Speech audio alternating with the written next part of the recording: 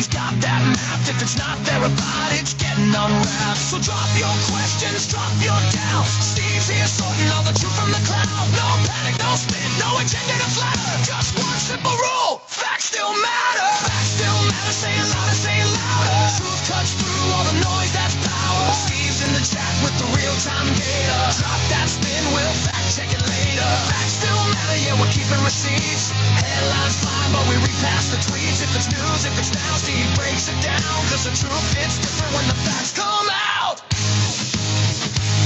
Good morning, everybody. Happy hump day. It's Wednesday, February the 4th. We know you got many choices to make every single day, and we're always so grateful that you choose to spend some time with us. So thank you, thank you, thank you. You know the drill. By the way, if you're just finding us here on the backup, one more day of being, sent to the corner, so to speak. We'll be back on our main on Friday. But if you don't follow us here, please consider following us here. Please consider joining our team. Please consider supporting the channel. There's a gifting goal today. Tapping is clapping, liking is loving, sharing is caring. Don't forget about the usual things. Join our Discord. There is a link in the link tree that's in my bio that will take you to the Discord. If for some reason it does not work, please reach out to a moderator. They can help you out, or you can just copy the URL, post it in a browser, and that should open it for you. Reminder about the merch items in our merch store. You can find the merch store at Facts HQ, or also directly going to factsstillmatter.site. There's a couple of items there that are dedicated to support the Minnesota Community Action Network, which is canmn.org. Any and all proceeds from the sales of those shirts through Friday will go directly to that organization. Last check, we're approaching $150 that you all have raised in support of that cause, and we will send that donation on your behalf. So thank you for that. Again, as a reminder, just check out all the various links that are in the link tree. There's some really cool items in there. There's resources available, resources there, also resources in our Discord. So please consider participating. We have an announcement that I want to make this morning at around 8:45 or so, depending on how many folks are in here. I just want to have a good audience, and we talk about that because it involves a Do Something tour. So if this is sort of almost the official kickoff day for the Do Something tour. I'll kind of read to you what's in my head. We'll talk about some fundraising targets and the whole 9 yards. So that will be roughly around 8:45 this morning. So yeah. And then the topic of today's show, I think, is very relevant. What's your source? It's that simple, right? When we go into these spaces and we ask our friends or ask anybody, I mean, this is agnostic politically, as we've discussed many, many times in this show, how we are media illiterate as a nation. Confirmation bias sneaks in. So I think what we're going to do today, got it. What I want to do today is just kind of talk people through what's a primary source, what's a secondary source, what's a tertiary source, what to look for, why editorials and opinion pieces are not sources per se, they are reference materials. So we'll get into all that. So again, thank you all for being here. We appreciate you. Could not do this show without you. We wouldn't be here without your support. All right. So I want to talk, well, first, the headline is that the House passed that bill last night, 217 to 214, 21 Democrats, 21 Republicans crossed party lines. We'll get into that. I kind of understand it a little bit more only because of the fact of the controversial nature of this particular funding bill. President has signed it. What happens now is there's February the 14th, so they've got until the 13th to work out changes necessary to continue to fund ICE, ICE in particular. DHS, don't forget, includes, okay, hold on a second. I'm looking for an update.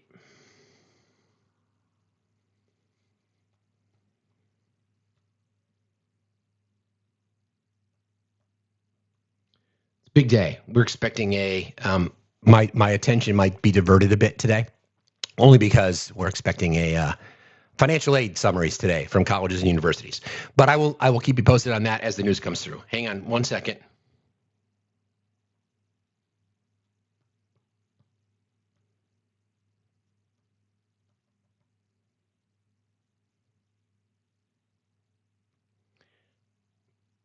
Wow.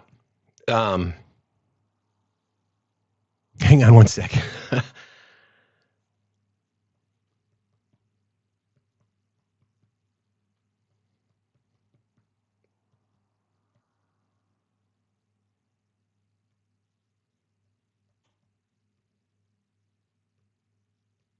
Be patient. Hang tight. I'm sorry. Let me just deal with this.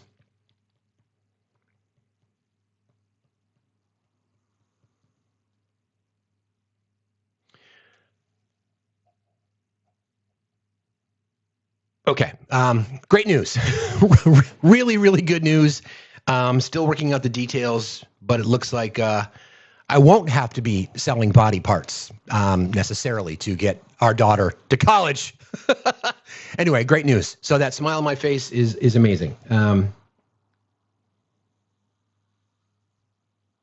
Okay.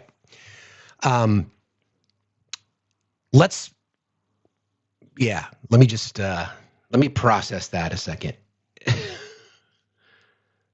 Okay. We're good. Okay. A lot of, again, back to the DHS portion of the bill. Don't forget, DHS includes FEMA, includes the TSA, Coast Guard, et cetera, things like that. So thank you, Swishy Raiders. Appreciate you guys being here.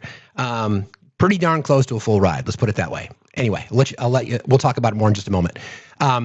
So what happens now, because there was this delay, right? The Senate changed the parameters of the bill because the Republicans and Democrats negotiated together. Thank you, guys. I appreciate you all very, very much. Thank you. And what that means was they were not willing to fund ICE for the full year, or DHS specifically for the full year, just because of what's been happening. So Republicans and Democrats negotiated that, including with the White House, and they said, all right, listen, here's the deal. We will agree to funding for 13 days. Well, it's now down to 9 days, which means that there's not going to be any support from Democrats in the House. They've made that very, very clear that they're not going to agree. So the Republicans are going to have to pass this on their own. Remember, the margin is now 1. The margin is now 1, which means the Republicans can afford to lose 1 vote because the current setup in the House is 218 to 214. You need 1 more than half. There is no filibuster. There are no rules. If it ends in a tie, then the legislation fails. Okay? So, sorry, hang on real quick.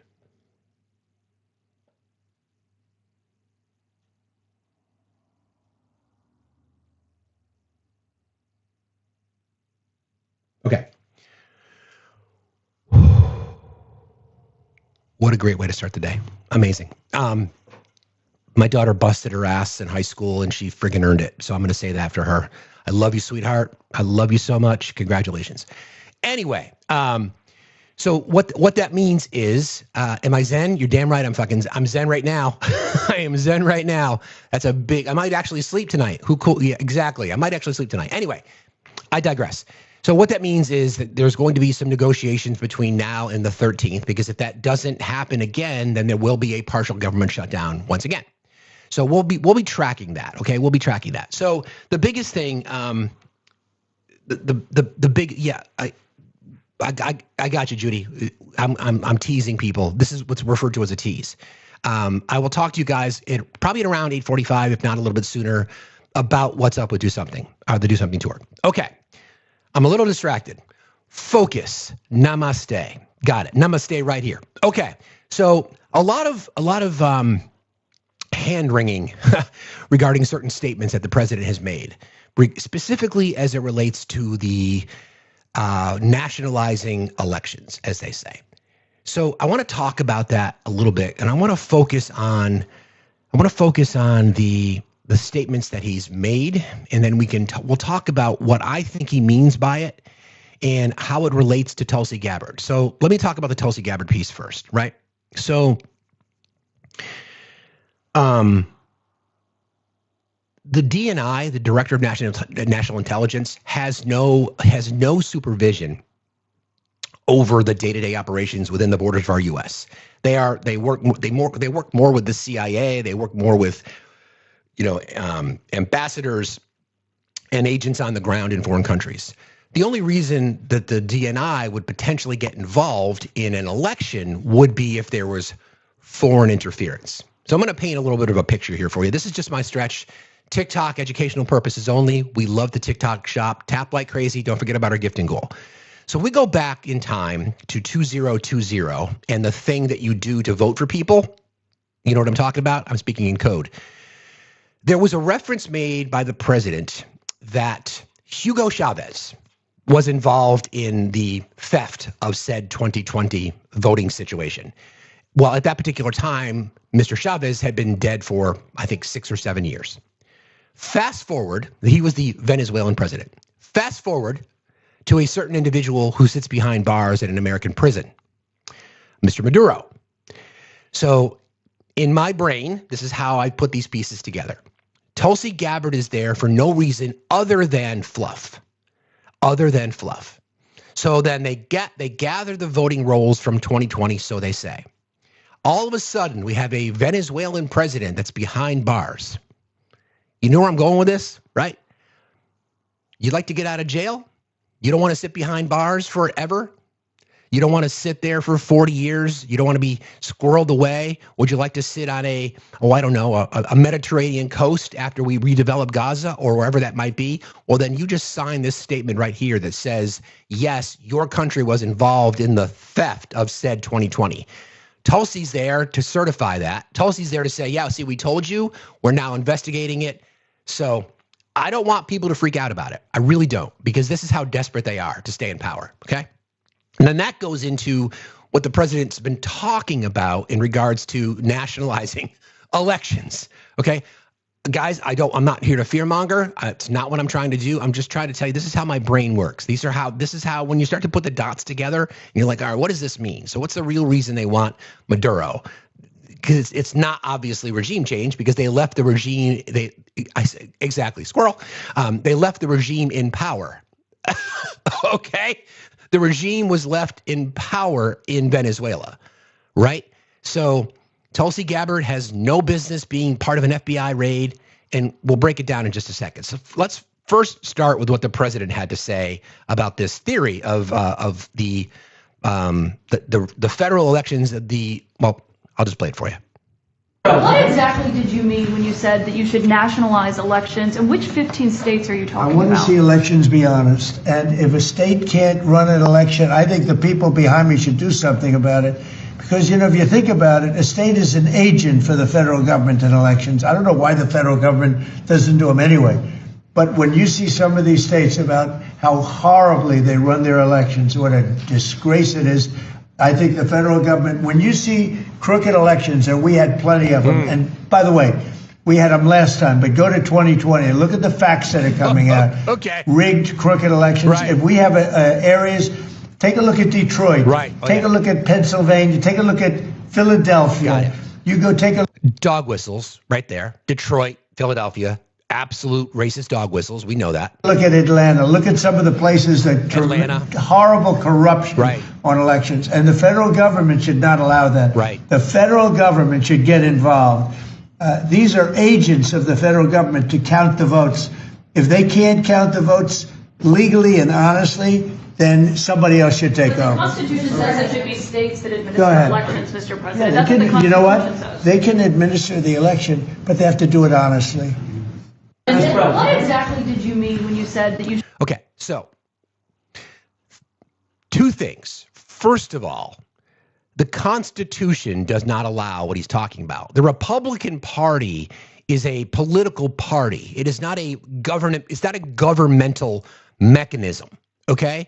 It just because he says the Republicans should step in and oversee these elections. Now, we talk about these things in terms of like the wild shit that comes out of his mouth, right? So there's one. There's one side of it. Again, you hear the dog whistles. Detroit and Philadelphia and Atlanta. Of course, we know what that means. We know what he's signaling. We absolutely know. So then you get the situation with Tulsi and the situation with Maduro. Again, that's just my opinion. I'm not sitting here stating it as fact or anything like that. But it makes a little bit of sense, doesn't it? Doesn't it make a tiny little bit of sense? Like we always talk about here, every conspiracy theory, everyone has a tiny little bit of truth connected to it. A tiny little bit of truth. We can think about, remember the craziness we heard in 2020 regarding Q and Pizzagate and this global cabal of P3DOs? And we're all like, what the fuck are they talking about? Lo and behold, here we are, right? Here we are. So I'm just trying to explain it as we do here. Okay, so that's the president, right? So then people are like, what the fuck is going on here? What are we talking about? What are we talking about? Keep in mind, He's identified 15 states. I don't know what 15 are, but we can talk about the swing states of Michigan, Wisconsin, Pennsylvania, Nevada, Arizona, Georgia. Those 6 tend to be the ones that are usually in play, right? So obviously those. So then what he's going to run into in this attempt would be Democratic-led legislatures. Speaking of voting, you want to understand that? Do you understand now, folks, why it's so important to be involved in your midterms? Why it's so important to be involved in your local elections? Because that's the barrier. So you're going to have Democratic state legislatures. You're going to have Democratic governors. You've got a Democratic governor in Arizona, for example, Katie Hobbs.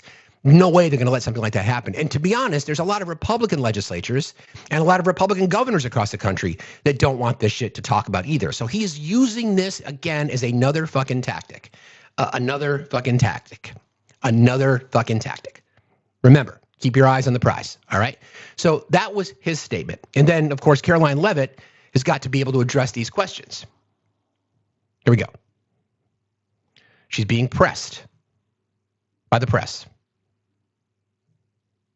Republicans ought to nationalize voting. What does that look like in practice? What the president was referring to is the SAVE Act, which is a huge common sense piece of legislation that Republicans have supported, that President Trump is committed to signing into law during his term. And he spoke with the speaker directly about that yesterday, about the need to get that bill on the floor for a vote, because it provides very common sense measures for voting in our country, such as voter ID. I don't think any rational person who's being honest with themselves would disagree with the idea of requiring citizens of this country to present an ID before casting a ballot in a federal election, or frankly in any election. And that's something the president wants to see happen. So that's what he was referring to. But to be clear, he does believe the state should oversee elections. The president believes in the United States Constitution. However, I'm sorry. I'm going to pause her right there. The president of the United States takes an oath to the Constitution. There should be no however after that point. It's almost like, I'm sorry, but you don't get to add any context. You take an oath to the Constitution. There is no however. All right, let me just play this part again. Country to present an ID before casting a ballot in a federal election, or frankly in any election. And that's something the president wants to see happen. So that's what he was referring to. But to be clear, he does believe the state should oversee elections. The president believes in the United States Constitution. However, he believes there has obviously been a lot of fraud and irregularities that have taken place in American elections. And again, voter ID is a highly popular and common sense policy that the president wants to pursue, and he wants to pass legislation to make that happen for all states across the country. That's fucking wild. I mean, for everybody that's ever said, you guys shouldn't be talking about this in terms of fascism, you guys shouldn't be talking about him acting like a fucking dictator. Well, I don't know what the fuck to tell you other than shut the fuck up. Because now we're talking about nationalizing voting?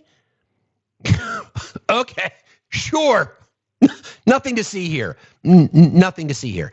On that particular topic, as part of the same presser that she did, she talks about Tulsi Gabbard. So, again, independent journalists, I'm 5 steps ahead of you, Caroline. Listen, I already started 3 steps ahead of you because you were born and raised in New Hampshire. But now you've drinking the Kool-Aid, so I don't know what the fuck's going on there. But anyway, this is her on Tulsi and the situation in Fulton County, Georgia. Clinton faced, why was Tulsi Gabbard involved in a domestic law enforcement search in Georgia?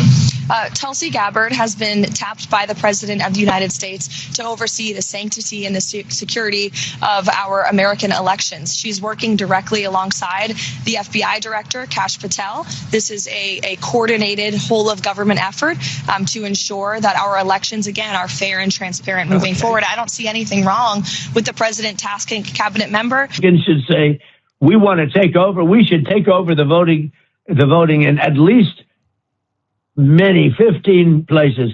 The Republicans ought to nationalize the voting. Okay, so 2 things.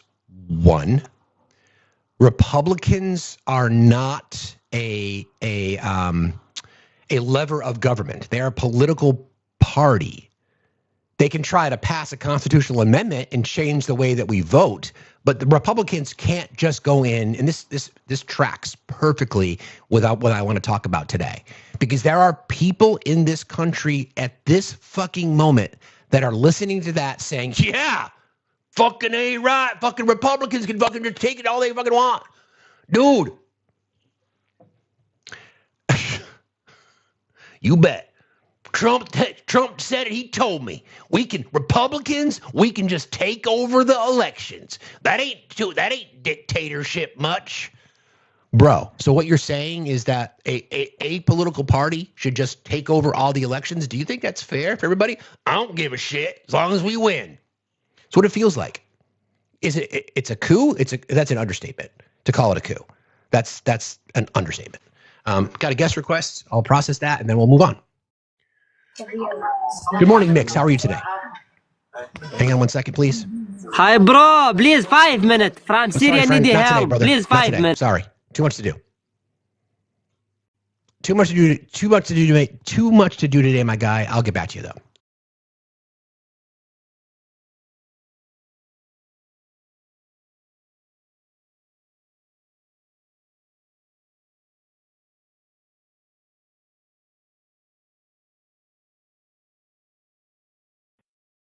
Okay.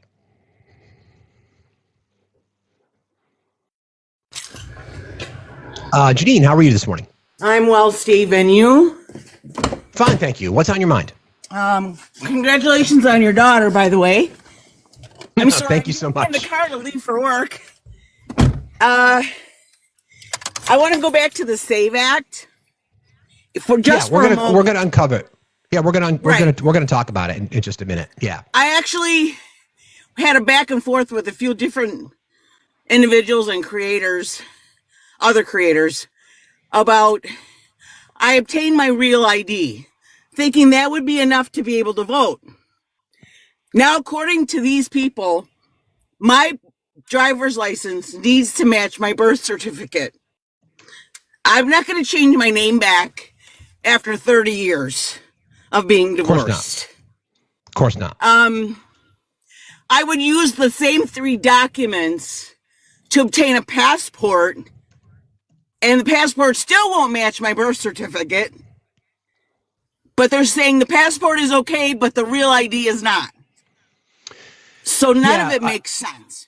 Yeah, I don't want to get out ahead of it, Janine. I'm gonna talk about it in just a minute. The whole point is that they're trying to create this scenario through lies, deceit, and deception that it's just something simply that can be done, that the federal government can just take over elections. So, but thanks for jumping in. I appreciate that. Well, I'll cover it. I got you. I appreciate you, friend.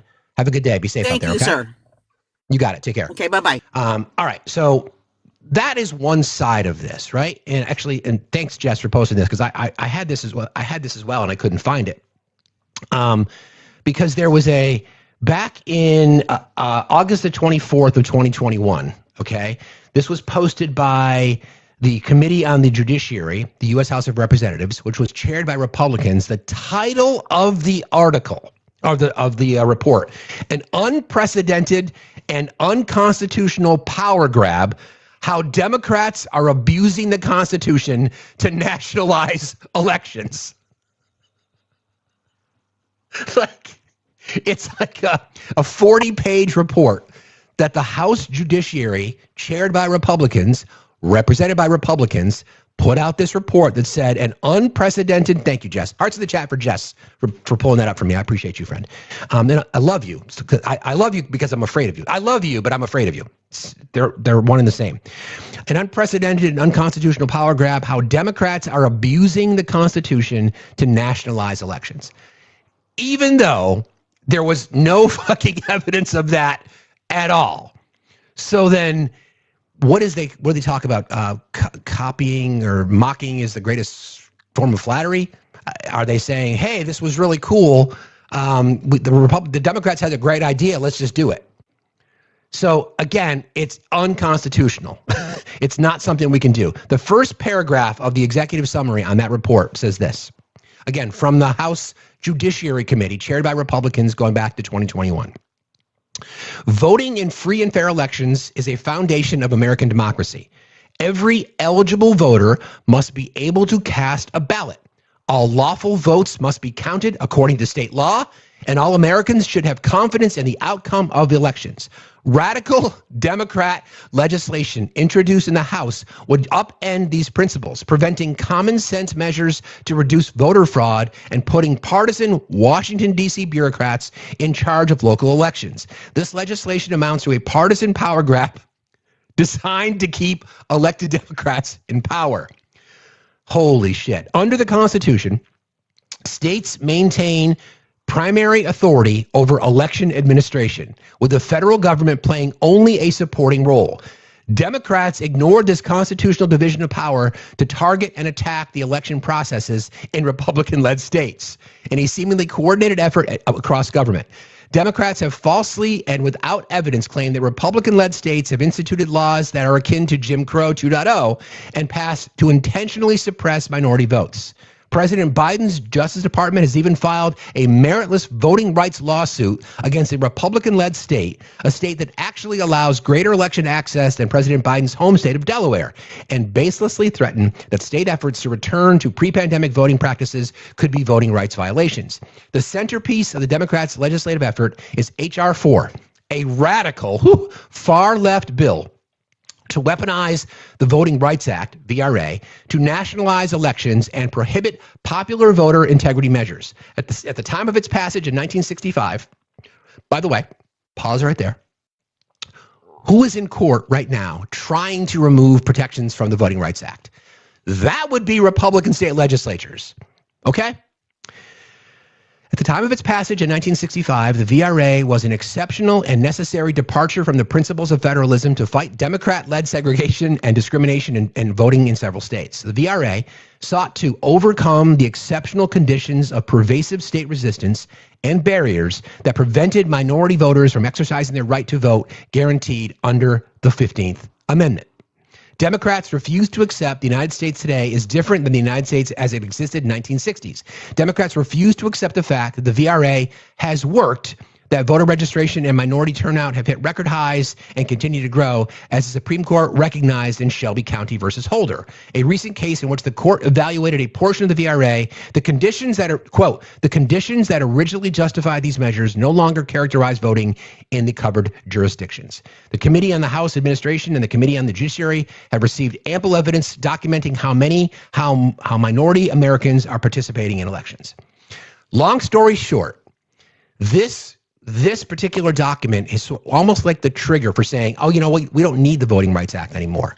We're totally fine. We're not racist and white supremacist anymore. We're totally good. Nothing to see here. Nothing to see here at all. It's totally fine. Nothing to see here. So in an attempt to try to say the Democrats are the ones that want to nationalize because the Democrats truly believe that the Voting Rights Act is fucking necessary, because of the racist legislative bodies in our nation, that wasn't good enough. Now we've got the President of the United States telling the world that he wants to nationalize federal elections. You cannot make this fucking shit up. You just can't. You just can't make this shit up. Okay, so we've talked about Caroline Leavitt's defense. We've talked about Donald Trump's words. I've given you my scenario on Tulsi Gabbard. Nothing to do with election integrity, other than it's got nothing to do. Friends, I want to be very, very clear, okay? Problematic conversation on TikTok, so everybody tap and gift like crazy. We love the TikTok shop. Tulsi Gabbard's role is outside of scope. Caroline Leavitt can say all she wants. That, oh, what's wrong with a cabinet member going there? Well, she's got nothing to do based on her job. She's the National Defense Director of National Intelligence outside of the U.S. She's just there so that they can make a claim that yes, our elections were hacked by a foreign body, not Chavez, but Maduro, and he's going to sign off on it, et cetera, et cetera, et cetera. Okay, so let's get into the how the House right now is sort of spinning the SAVE Act piece, right? So let me find this. There's a couple of things that I'm going to play for you. I'm going to first start with my bitch boy, because he's been a little quiet lately because the House hasn't been in session. But bitch boy, you're on blast, you little bitch. That's Mike Johnson, in case you don't know who I'm talking about. Is this it? That's not the one. Hang on a second. Everybody stand by. Everybody keep tapping and sharing, please. And in about 15 minutes, I'm going to give you guys the breakdown on the Do Something tour. And I'll talk to you about what it is, more details, more specifics, and what we might be asking for. I'll talk about that in just a second. And then I've got some wild sound to play for you guys from this guy who got arrested, who was in court. I won't spoil it. He was in court, and he tried to make this claim that he's just going to pick up the phone and call the president. Where's this sound? Hang on one second. I need this for the story. Here you go. Okay. Act. And I'll tell you why this is so important. We passed it twice in the House, and we will pass it again. The SAVE Act just simply says you have to have verification of citizenship to register to vote. That's about a 90-10 issue on many of the polls in this country. And we're going to enhance it by what the president calls the Save America Act. And so it would be proof of citizenship to register to vote and voter ID, which is also about an 80 or 90% issue on the polling nationwide, depending on who you talk to. These are very important things to ensure that our elections are free and fair and safe. And that's a critical component of maintaining a constitutional republic. So this is a big priority for not just House Republicans, but for the American people. And we will continue to attach this to legislation and send it over. And it will be part of the discussion over the next couple of weeks, and we'll see how all that shakes out. But I suspect that some of the changes, the procedural modifications with ICE, Immigration Customs Enforcement, will be codified. I mean, they've said that they're willing to do some of this, and so we'll see how it comes out. I don't think we'll have to get rid of the filibuster to get these things done, and that's certainly our hope. Yes, ma'am. To be clear, you're going to attach the SAVE Act to future DHS funding? I'm not going to tell you in advance how those negotiations will go. There's a lot of discussions to be held, but I will tell you what I'm saying to you is that House Republicans have already passed the SAVE Act twice. We did it in the last Congress, did it in this Congress. We will continue to try to advance that because we believe that is critically important to the American people and to our election system. Just a quick follow-up on elections. The president says that he wants Republicans to nationalize elections. Do you agree with him? And do you have confidence in how elections are conducted right now, heading into the midterm?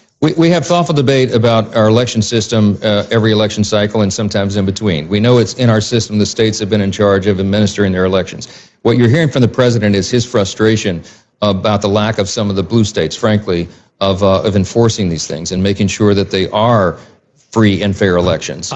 We need constant improvement on that front. I don't know what the ultimate solution is going to be. I'm not going to get ahead of the negotiations here, but I think that is something that's going to be a continuing theme here. It's something that we'll continue to push. And we hope the governors will insist upon that same thing as well. In some of the states, like in California, for example, I mean, they hold the elections open for weeks after Election Day. That's just one thing. That states' rights, you little bitch. That bothers so many people. We had 3 House Republican candidates who were ahead on Election Day in the last election cycle. And every time a new tranche of ballots came in, they just magically whittled away until their leads were lost. And no series of ballots that were counted after Election Day were our candidates ahead on any of those counts. It looks on its face to be fraudulent. Can I prove that? No, because it happened so far upstream, but we need more confidence. So you can't prove it. Listen, I'm a lover, not a fighter, but I want to punch him so fucking bad. I really do. Like, in the American people in the election system, and it's essential. And everybody, no matter what party you're in, should agree with that. The mass mailing of paper ballots or mail-in ballots and all the other irregularities that have haunted us over the last couple of cycles, we need to tighten that up. Now, the red states have done a lot of good work in that front. Really? But it's the blue states that I'm frankly concerned. The red states? You mean those that suppress the votes of minority communities? Those that gerrymander the shit out of their districts, even in between the census cycles? You mean those red states? Got it. Concerned about. So we'll see how the law is modified and what's changed, but I hope we can get consensus to get that done. We are going to. So much to unpack there, and this tracks with our source. All these fucking claims that he's made, and those sound bites will get clipped, and they'll get played on right-wing spaces, or he'll go into his little safe space, and he'll talk about that, and his voters will be like, see that? See what they did in California? What are you talking about? Well, I heard Mike Johnson, you know, the Speaker of the House, he was telling me about how there were Republicans that were ahead, and when people went to bed, they woke up the next morning, and Democrats won. Yeah, maybe the Democrats are just more popular. No. It's got to do with the fact that the people cheated. Don't you see it? What about Biden? I mean, come on. We're going to talk about the details of the SAVE Act in just a moment, okay? But John Thune, who I got to say, I'm not going to say I'm impressed by him, but at least the guy's got a fucking backbone. And he's like, you know, this doesn't track here. this shit doesn't track. So this is a sort of an all-encompassing sort of interview that he did, and he's asked questions about the DHS funding, and he's also asked questions about the SAVE Act. And then after that, we'll get into the SAVE Act, and then I think we'll do our do something announcement. So stay tuned. That's what's referred to as a tease. Hey now. SAVE Act on the floor, and will you sidestep the filibuster to get it passed? Well, we will get a vote on the SAVE Act at some point, and I'm not sure exactly what that context will be. It might be, maybe it's in the context of voting on the DHS bill if something's agreed upon. See, that's the tell right there. So what Mike Johnson is planning on doing, he's going to attach the SAVE Act to the DHS bill. He's at least going to try to. I'm not sure if he can at this point. Future negotiations, we will see. Republicans who complain the loudest about these omnibus bills, like they want single issue bills, which people don't understand how government works. Real quick, for people who don't understand, I know you guys do because you're the smartest chat on TikTok. There are 435 representatives in Congress. They represent our districts, right? They go to Washington and they fight for appropriations, money for projects, all kinds of things for their district. That's their job. They're not just there to vote for things nationally. They are there to represent us. So things get earmarked, you negotiate, you get something added to a bill and it gets signed. That's how it works. How convenient is it for Republicans now when they're like, yeah, we got to deny, we got to make sure that women and trans people can't vote and immigrants too. So now they're all willing to have these gigantic omnibus bills so that they can get their wish list, right? That's kind of, I mean, again, I know you guys know that because you're the smartest chat on TikTok, but here we go. I'm going to start this again. So what John Thune is talking about here, he's asked the question about the SAVE Act. It is subjected to the filibuster. Question then becomes, do the Republicans have the appetite to get rid of the SAVE Act or to get rid of the filibuster to pass the SAVE Act? I don't think they will, but we'll see. Here you go.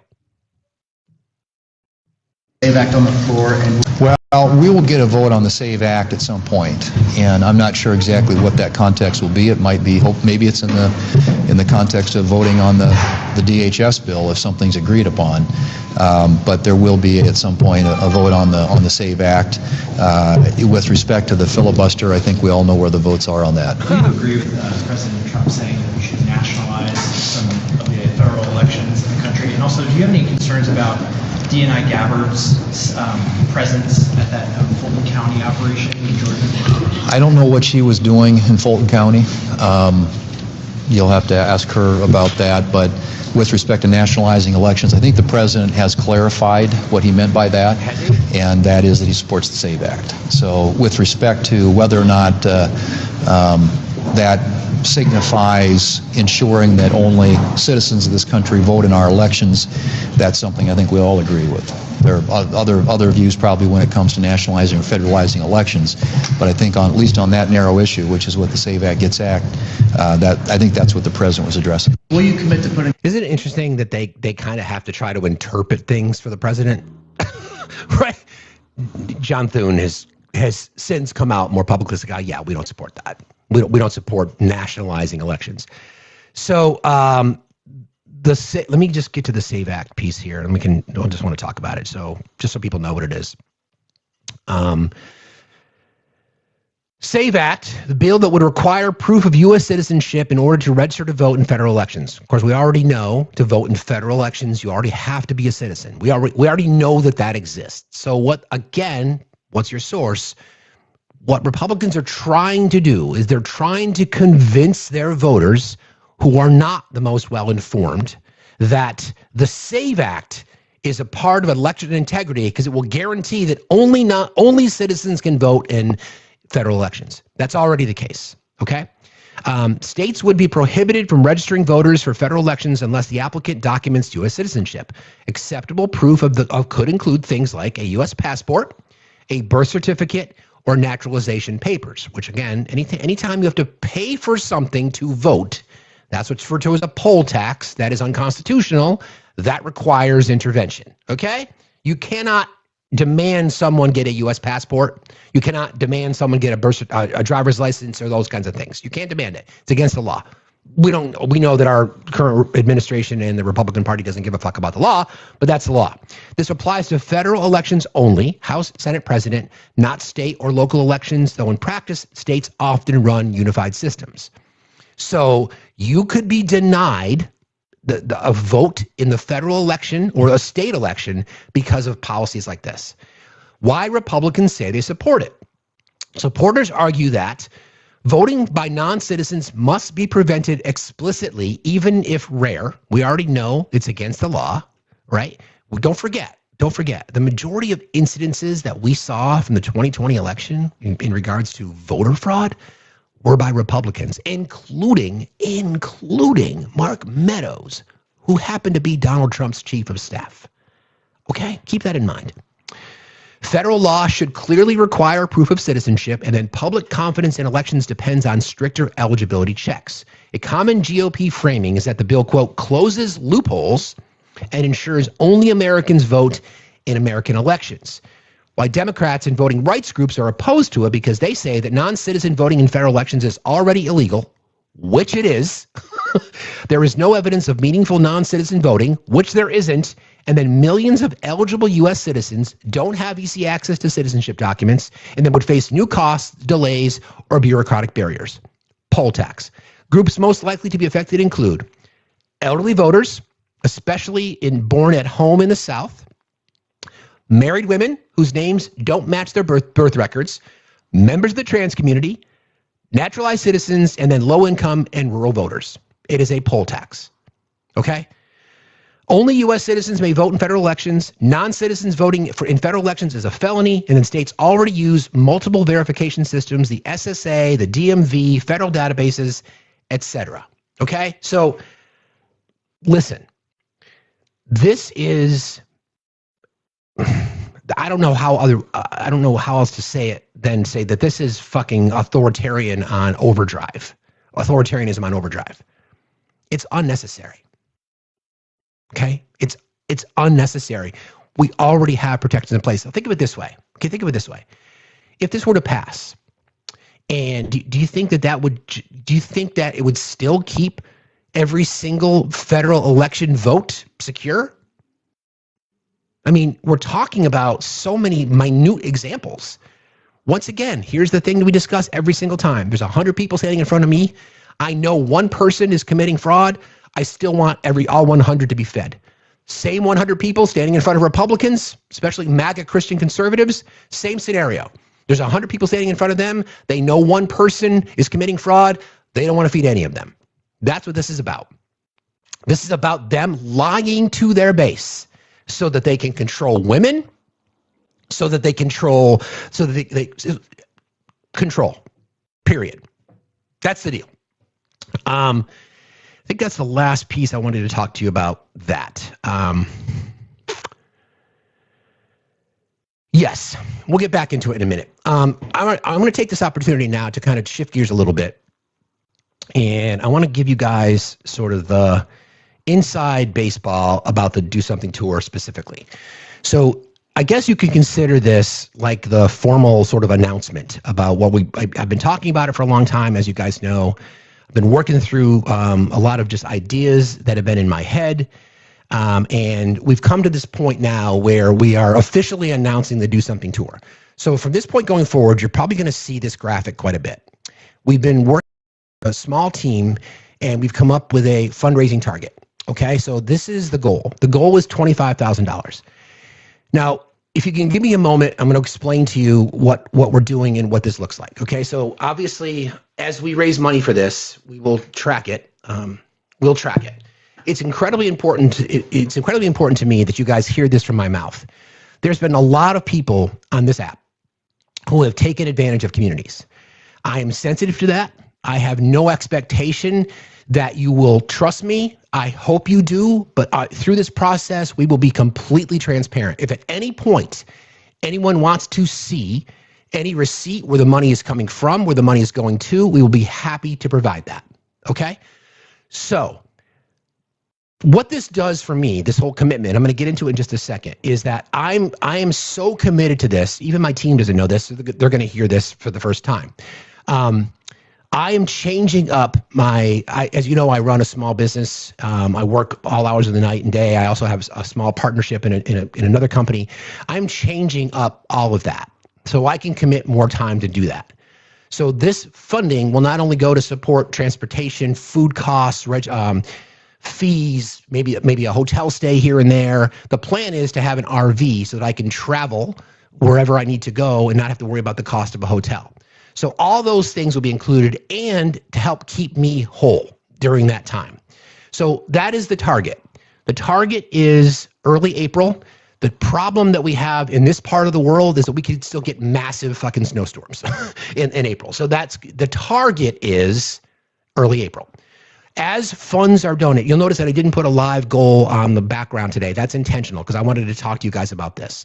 We are in the process of determining whether or not GoFundMe or CrowdRise is the best way to go, or is it just better just to do it through Cash App, PayPal, Venmo? Don't know yet. We're working that out. We've got a team of people that are working on that. We are going to incorporate so that we either have an LLC or an S Corp for tax purposes, for liability protections for me, things along those lines.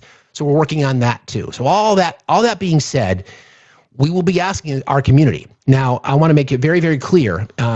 Sponsors would be great. I am not going to accept sponsorship monies and or sponsorships from people who do not align with my particular beliefs. You know what they are.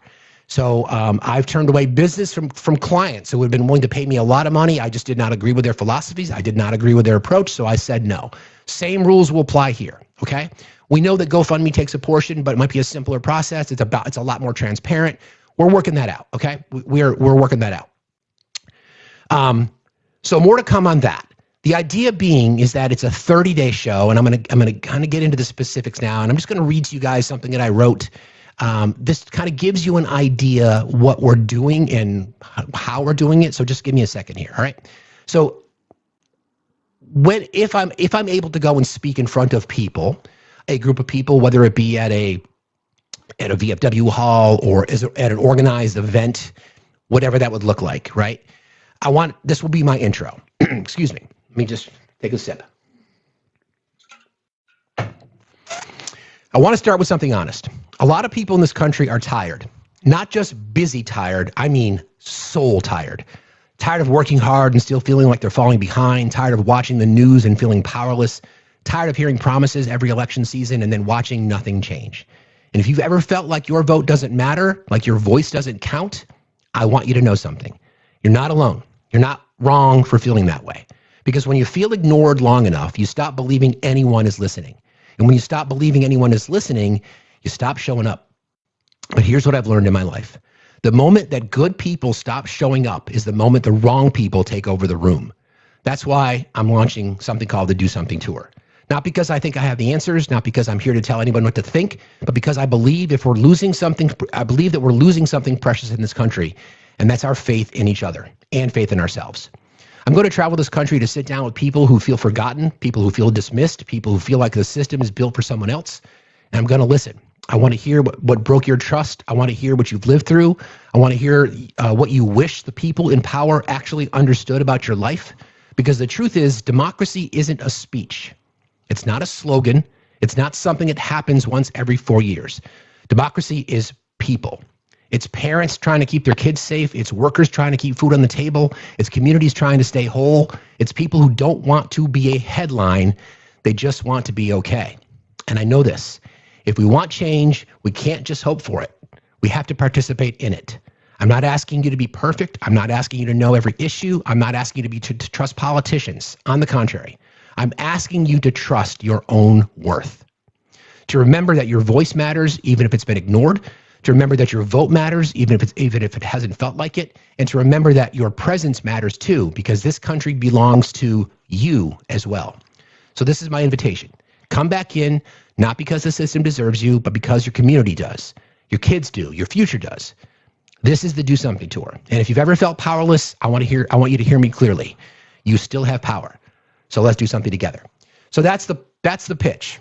All right. So what it looks like is like this 30-day abbreviated schedule that's localized in regions of the country. Focus would be human rights. Every policy should begin with compassion and inequality. Education, public education, is the foundation of opportunity and democracy. And healthcare. Healthcare is a human right, not a privilege. Those are my core tenets. So the goal is to be as apolitical as possible, having conversations with people with those three principles in mind. Human rights, education, and healthcare. Now, there's some derivatives off of that. I'm big on responsible firearm legislation, but I don't want to get too much caught up in the weeds. I just want people to hear that these things matter, and they should matter to more people, and then why don't they? So the goal would be to, like I said, to travel the country, starting in New England and then doing a circle eastern half of the U.S. We're still working out a schedule, right? Still working out a schedule, still working out logistics. Is 30 days long enough? If the proof of concept proves true, then we would extend this and start again, likely in September, and then lead up to the midterms. What am I driving? It's a great question, Josie. I'm glad you asked. So let me finish this real quick, and I just want to kind of go through this one other little element. And this we'll share all this kind of stuff with you guys, and we're going to have there'll be a tracker. We've got an Instagram page. We'll figure all this stuff out. So the idea is listening circles. These are just terms that I've used. Small groups, honest conversations, power talks with civic leaders, community partner events, libraries, union halls, churches, VFWs, community colleges, pop-up conversations, coffee shops, diners, motorcycle shops, et cetera, et cetera, et cetera. Respectful tone, non-preachy, human, and practical. Visit a local coffee shop in the morning, right? The plan would be that I would still do the show. I just may not be able to do it for 4 hours. It might be an abbreviated session for that 1 month. Eastern half of the U.S. to start. Strong root because it hits on working class regions, rural and small town America, swing state communities, historically marginalized communities, and then major cities for media partnerships. So think New England and part of the Rust Belt. Week 2, again, this is proposed. Ohio Valley and Michigan. Manufacturing, union history, distrust of institutions, Youngstown, Ohio, Akron, Columbus, Toledo, Detroit suburbs, Grand Rapids, Fort Wayne, that's that area. Appalachia and the Mid-Atlantic. Nobody listens to us. Economic decline, veterans, addiction recovery. That could be Charleston, West Virginia, Beckley, Roanoke, Richmond, Baltimore. I just looked at a map and I kind of identified, I drew a sort of a semi-route. And then the Carolinas, Georgia, Tennessee, Kentucky, Missouri, faith communities, rural, urban divides, voting access, firearm violence, healthcare gaps, Greensboro, Charlotte, Columbia, Augusta, Atlanta, et cetera, et cetera. That's the plan, okay? That's nothing is yet written in stone definitively, but I just wanted to share this with you guys because I can't do it. I can't do it without you. We're going to need your help. Now, the fundraising target might seem like it's a big number, but I'm trying to think of this practically speaking, right? Obviously, it's going to need to cover transportation costs. We've talked about an RV. A member of our community has offered. We're working out those details, right? It's going to require dog food. There's probably going to be a few nights here and there that I might have to stay in a hotel. Going to need some additional equipment. Going to need some resources. I think a lot of people have reached out to me and have offered sort of like support, whether that be volunteer opportunities on the ground, helping coordinate with logistics. Yes, all those things are true. All those things are true. So that's the goal. So that's do something, right? I'm nervous about it, not because I'm nervous about going out on the road. I'm nervous about letting anybody down because this community means everything to me.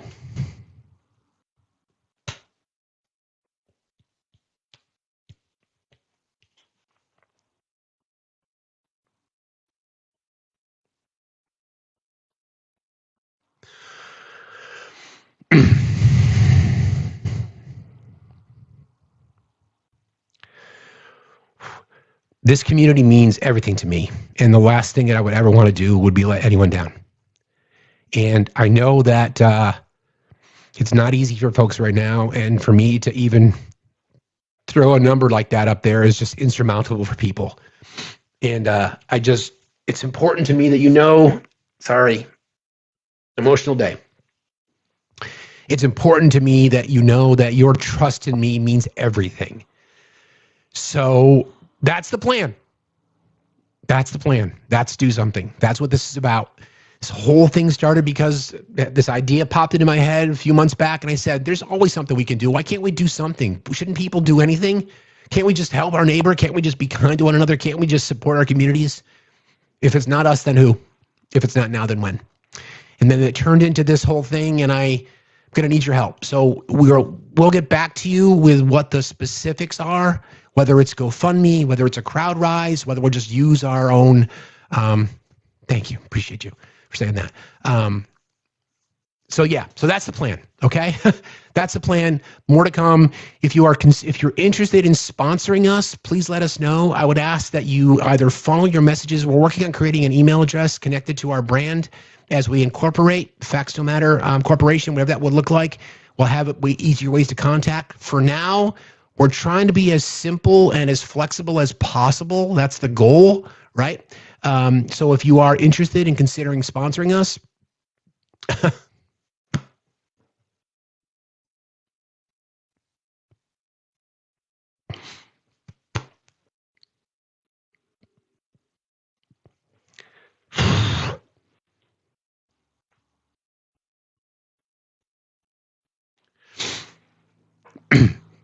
thank you, Airwolf. Appreciate you, bro. Anyway, the first thing that we have to solve for is this transportation thing. And again, I want to mention a member of our community who's offered, and I really appreciate that. If someone has a connection to if someone has a connection to an RV, I think the RV is the best model. I was joking with myself about the mystery machine, the shag carpeted van. I'm thinking that's probably not going to be a good idea. The Kipper's going with me, so the dog will be traveling. So if you are in a position where you either know someone or you would like to sponsor, please reach out to myself directly, either through DM or through Discord. Ideally, sorry, I didn't mean to turn you on. Sorry. Or reach out to Sam or any of our mods, and we can put you in touch. So again, thank you all. All right. Thank you all very, very much. More to come as we do something together. So I appreciate you guys. If anybody at any point has any questions, please just let me know. Okay. So thank you. I'm glad I got through that. Wasn't expecting that reaction. Anyway, that's our plan. Okay. I guess just to wrap up real quick. Any donations starting today to go towards that cause will count towards the 25K. Full transparency, I'm shifting my business to take a break so that I can focus on this full time, which means your contributions as we work towards that 25K goal will help keep the figurative lights on, so to speak. I hope you all understand that. Okay? All right. I appreciate that. Thank you, guys. Okay.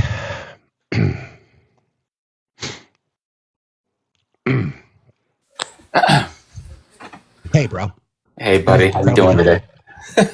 I'm good. I'm good. I'm really good. Don't you get down on us. You have brought this community from one follower to millions and millions of people that are inspired by you. You don't even have to ask. I'm in. We're all in. It's a simple, just say when, date, time, how, where. All I ask, though, is somehow you get down to Florida, because we need you down here in Florida. I need a voice down here in Florida, please. I'm in one of the last blue bastions, and I need you, please. I appreciate that, man. Yeah, like I said, scheduled to be determined. 30 days isn't a lot of time, but I'll be driving. I've traveled this country by myself 4 separate times. I'm used to it. So if I can make it to Florida, I'll get to Florida. I'm just saying, we got some nice hotels down here in St. Augustine. I mean, there's plenty to do. Now, off off topic of that, back on voting, anytime. Back on voting, it is everybody's right to have their voice heard. I will never be a Republican, and I'm sorry. They just have never helped me. And I'm not going to be forced to vote in a Republican style. If you want to win elections, Republicans, which you have, trust me, Democrats know about losing. We lose, and we lose honorably. Exactly. Yeah, trust me. But win on issues that matter. You are supposed to work for the people that cast the vote for you. Okay, you don't work for Donald Trump.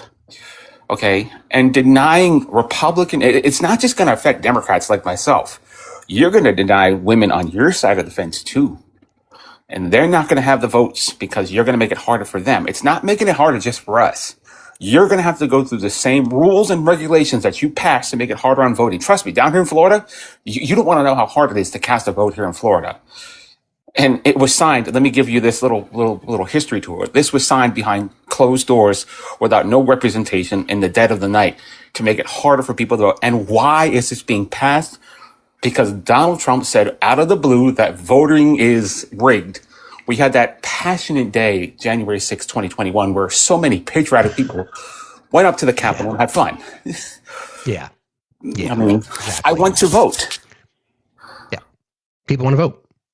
Simple. Yeah. I mean, think about historically, man. I know you're a student of history. Think about what people have done in communities around the world. Think about Tiananmen Square. Think about all kinds of communities have been suppressed and oppressed, and all they want, the fight for democracy, to be represented. And here we are, the most powerful nation on earth, and we struggle to get 65% of people to the polls.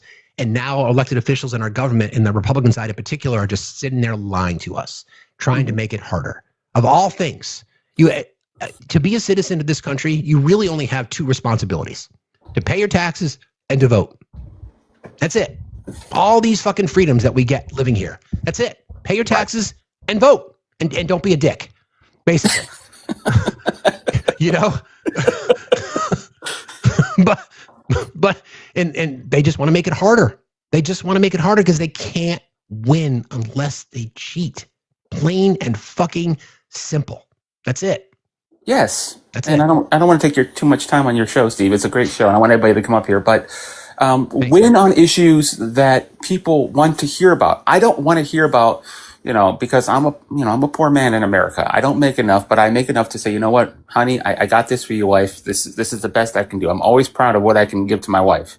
That's what I live for, is making her happy. And when I don't make enough, I feel horrible. And then, I do get government subsidies because I have to.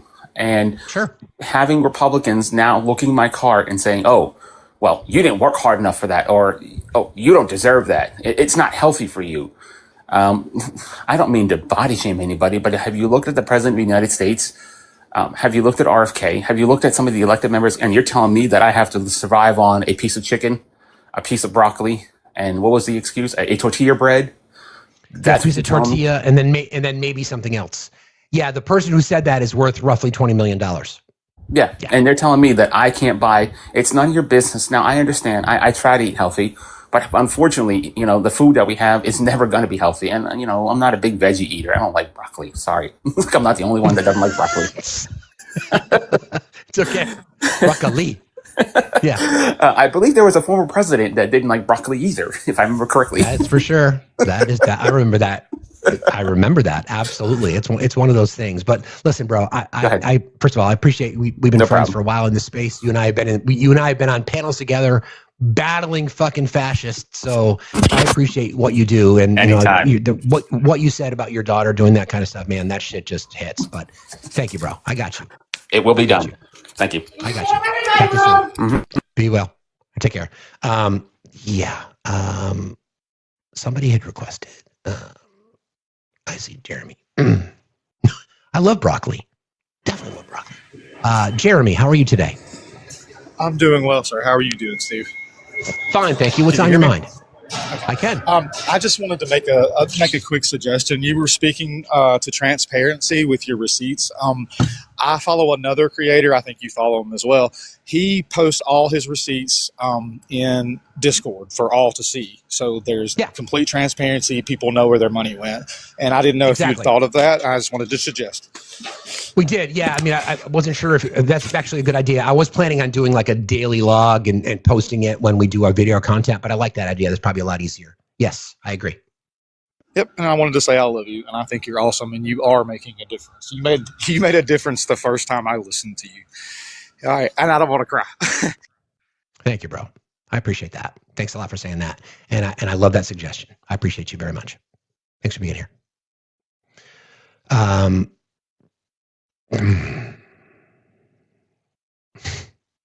I see someone NYX. I don't see you in the request box. Can you not request? Okay. She can't request. Don't know. All right. So let's get back to the topic of the day today. All right.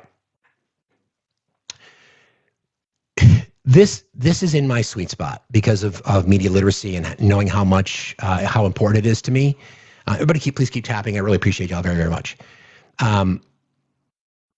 What we witness on the daily when we are in either on debate panels or in conversations with other people, I'm going to be careful how I say this. Part of me feels, I'm not going to say bad, but part of me is like, if you just took a moment to look past your own bias, you would realize that you've been lied to, right? So I'm going to give you an example. I guess the place to start, if we're talking about sources, let's talk about what they are. You've got your primary, you've got your secondary, you got your tertiary. So let's just kind of go through this exercise. I kind of leaned on ChatGPT a little bit for this because it kind of helped me sort of organize some things. I don't like to use it a lot only because it's kind of the enemy for what I do for work, but there are times when it's helpful. So a primary source, firsthand original materials created at the time an event happened or by people directly involved, raw and unfiltered, closest to the event, can be biased, of course, depending on the person who reports on it, but it's about the evidence, right? Court filings, indictments, jury instructions, laws, executive orders, congressional transcripts, the transcript itself, not the report. We'll get into that in just a second. The congressional transcript, witness testimony, emails, letters, official statistics, census, BLS. I'm going to talk about that a little bit in just a moment. Audio, video recordings of speeches, interviews, photographs, things like that. We all would agree, right? A primary source. Basically, it means you are in the room where it happened, so to speak, and you're part of it. So somebody would say, what is the primary source? That's oftentimes when I ask that question to say, what's your source? That's what I'm looking for. I'm looking for the primary source. Where did that come from? It's direct evidence, no interpretation layered on top, okay? Limitations, it does require context. It's often technical or dense or heavy on language, heavy on the maths, and then it can mislead if it's cherry-picked. Dangerous. Secondary source, analysis, interpretation, or explanation of the primary source. It does add context and synthesis. It explains what it means, and then it filters information through expertise or perspective. An example, news reporting that quotes court documents, or historical books within analyzing the certain events, or a legal analysis article, or an academic journal article, or investigative reporting. So, in other words, a secondary source would cite a primary source, but it's the person who then provides you the information. I'm going to pause right there because I'm going to give you a couple of examples, okay? And the danger that we fall ourselves into. One of the most, this is a, I'm going to pause right there because I'm going to give you a couple of examples, okay? And the danger that we fall ourselves into. One of the most, this is a recent real-time example. There's a few that I want to share with you. You guys may remember this from a couple weeks back. Where is it? Did I miss it?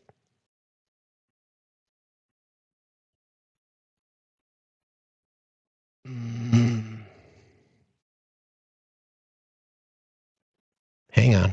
Stand by.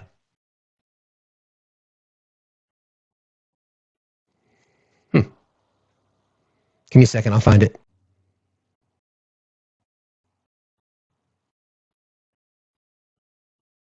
Hang on a second. Man, I got a lot of images. I got to get rid of some of this shit. Where is it? Hang on.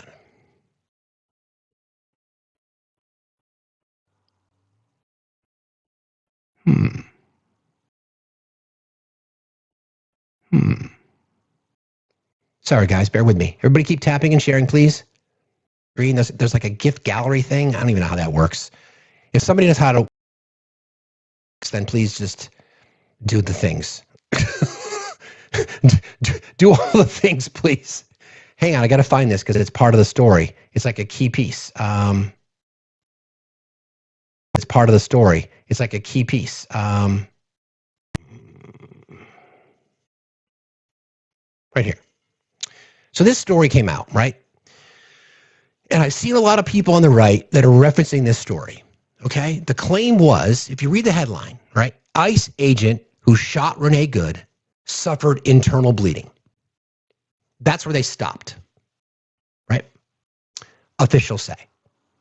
So that if you would read that, right? If you are media illiterate, if you will, or if your bias seeks in because you've been told by certain people that Jonathan Ross suffered internal bleeding. When it says officials say, the source of that, so the primary source of that in this case was Kristi Noem and the DHS. So think about that for a second, right? If the DHS, the agency of which Jonathan Ross was the employee, right? Then they would be investigating their own. ICE agent who shot Renee Good suffered internal bleeding. Officials say. So here you go. Is this an example of disinformation, propaganda, or misinformation? Let's see if you guys have your thinking hats on today. This one's just a bit of a tricky question because all CBS is doing in this case is reporting on it, right? So the disinformation is coming from DHS. The misinformation, although they're not intentionally spreading misinformation because they're citing it, right? ICE agent who shot Renee Good suffered internal bleeding, comma, officials say. The officials in this case are DHS. And what we've seen from our friends on the right is they have run with this. There is no evidence at all of Jonathan Ross suffering internal bleeding. None, other than DHS. We've got a little bit more to that story. Let's see. The Department of Homeland Security stated that ICE agent Jonathan Ross sustained internal bleeding in his torso after being struck by a vehicle driven by Renee Good on January 7, 2026. Secretary Kristi Noem stated Ross was treated and released from a hospital on the same day. DHS officials told media outlets that Ross suffered internal bleeding. That's it. That's it, right? That's it. So this is an example of why our own bias will sneak in.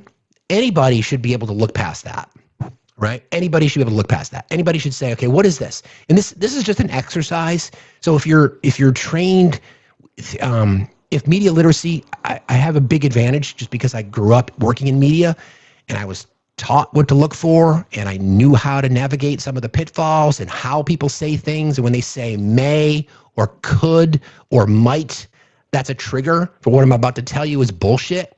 Situation like this, it's like, okay, who are the officials?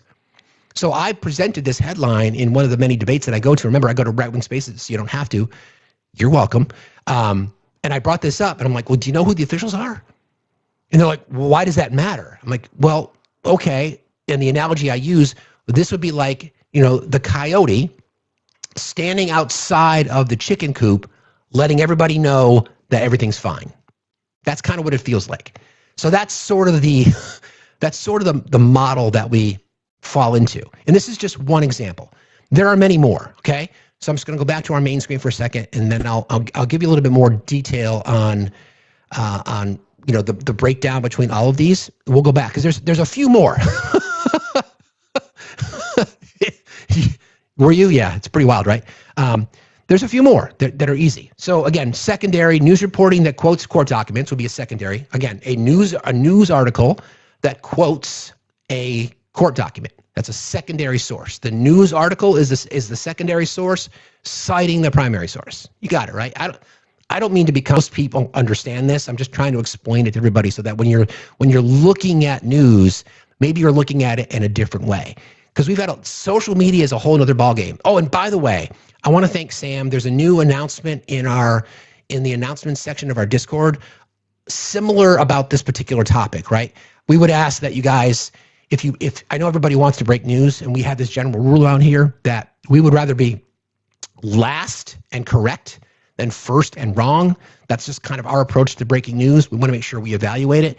So allow this sort of live today to kind of be like, all right, what is the primary source on that? Just because I saw a meme, just because I saw a story on what I would consider reputable, what are they citing, right? And social media is an entire disaster. In fact, we had a conversation in the chat this morning just before the show, because I'm not a conspiracy theorist. There's a lot of things connected to the Jeffrey documents that some of it is complete conspiracy. A lot of it isn't. That's the challenge that we're all going to face now. It's like, what lever do we pull on? How far down that road do we want to go? What does this particular mean? I'm going to play you some sound from Peter Thiel in a little bit because of his connections now. What does it mean? Just because an email said something, what does that imply? And to me, that's by design. The reason that the DOJ released as much as they did when they did, even though they're still breaking the law 47 days now, is because they know most people won't look through it, right? Real quick, I'm just going to play the PSA because I saw a little flag. Need your help, guys? Got to tap, got to give. I'll go pee. TikTok. It is our intention during these live broadcasts to only provide fact-based. We strive to never spread misinformation or to platform those that do. Opinions of our guests or commenters are theirs and theirs alone and do not reflect those of the host. Hate speech is not allowed, and we are diligent about policing it. This platform is for educational purposes only. We now return you to our regularly scheduled pandemonium, already in progress.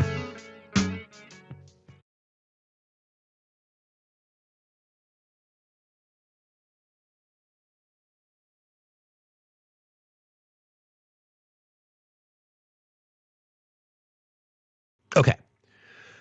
Again, secondary sources, news reporting that quotes court documents, historical books that analyze events, legal analysis articles, academic journal articles, investigative reporting. It's almost like the bibliographies, right? When you wrote your research papers in high school, you always had to have your bibliography. They just cite your source, right? It's no different, right? And then a tertiary source. These are a little bit less common, but they're relevant. Summaries or references that work to compile primary and secondary sources. For example, encyclopedias, textbooks, timelines, fact sheets. Wikipedia is considered a tertiary source. Now, when somebody wants to use Wikipedia as a source, this would be the advice that I would give you. What are they citing? Just because we know Wikipedia is sort of self-serving. People can post their own content. It's not necessarily reviewed, but what is it that they're talking about? And in most, if not all, Wikipedia articles, they're going to cite something. They're going to say, all right, this is what this information comes from. So you shouldn't be afraid of using Wiki, okay? I'm not going to say it should be your only resource, but you shouldn't be afraid of using it, all right? Okay, so a few more examples here. Here's the rule of thumb. These are the questions you should ask yourself. Who created it? Where did this come from? Did it come from the Journal of Medicine? Then that goes back to our whole media bias fact check thing, right? So if we take information, who created it? What's the source of that? If it's from the media, can I trust them? What does that mean, right? So who created it? When was it created? And was it relative to the event? And then what layer of interpretation am I reading? Apply this framework to a real news story. And that's the filter you should use. So again, who created it? When was it created relative to the event? And then what layer of interpretation am I reading? Okay, So let's give you another couple of examples. We talk about government data. Like people say, "Oh, I can't be a .gov. I can't use a .gov now. You guys told us we can use a .gov." For the most part, we should be able to trust .govs. Let's talk about the BLS, right? We were just told recently that the BLS numbers are going to be delayed. Now, I don't know if that's still the case since the government is technically open again. So the BLS numbers, unemployment numbers, inflation numbers, we were told that they're going to be delayed. The issue that we had the last time was there was a whole bunch. I think somebody said yesterday there was only like 3 out of the 10 KPIs that were included that usually calculates inflation. They were left out. So we should all say, why was that information left out? Here's the problem, right? When you fall into your confirmation bias, we can go back and look at BLS reports from September, August, July, June, etc. And we can look at the complete list, everything categorized, everything counted, everything calculated. So then we would say to our friends on the right in these debates, right? Well, according to this BLS data, the inflation rate was X. So then they'll say, okay, so you use BLS as a source, but now you're telling me that I can't? That's the problem. It's not just about the source in this case. It's about what are they trying to tell you and how are they telling you. So if information is missing from the BLS reporting, then that should tell you that it's not the full picture. That's why you can't just simply trust a .gov. I'm going to give you another real-time example. Okay, this is very recent. I don't know if you guys have seen this, and most of you probably have because you guys are, again, the smartest chat on TikTok. This comes out from the White House press page, okay? White House, U.S. steel production increases. Now you look at this. Steel production in the U.S., metric tons, 2024 to 2025. What stands out to you? Okay? What stands out? We look at this. You're like, holy shit. We doubled in capacity in 1 year. That's wild. What's going on? They're going to tout that. Here's the problem. When you look closely, same chart, that is the incremental growth from 0.6 to 0.8 to 81 to 81.2. So back to the full chart again. It's an increase of 1%. You see what I mean? So if you're unwilling to look past your bias, you're just going to look at the shiny colors and be like, you see that? U.S. steel and production increased by twofold. We doubled it. It's very deceiving. The charts published, they had to include some data. Small on the side, U.S. steel production increases, American steel is back. Now, yes, it's an increase, sure, but it's 1%. 1%. That's diabolical and criminal as far as I'm concerned, and they've gotten called out on that. A lot of people said, wait a second here. Hold on, right? Hold on. So that's a big one. And there's so many more. These are the ones that I think just sort of stood out top of mind. There's a few more that I'll take you through. Let me just change that background again because we're talking about sourcing and why this is important. Hopefully you guys are finding this interesting because I love this shit. So there was the White House on January 6th put out their own version of history, right? So on the official White House page, whitehouse.gov, right, /J6, they did their own approach to how they wanted to report on the story. It started with a timeline, right? So if you go to whitehouse.gov /J6, you'll know exactly what I'm talking about, all right?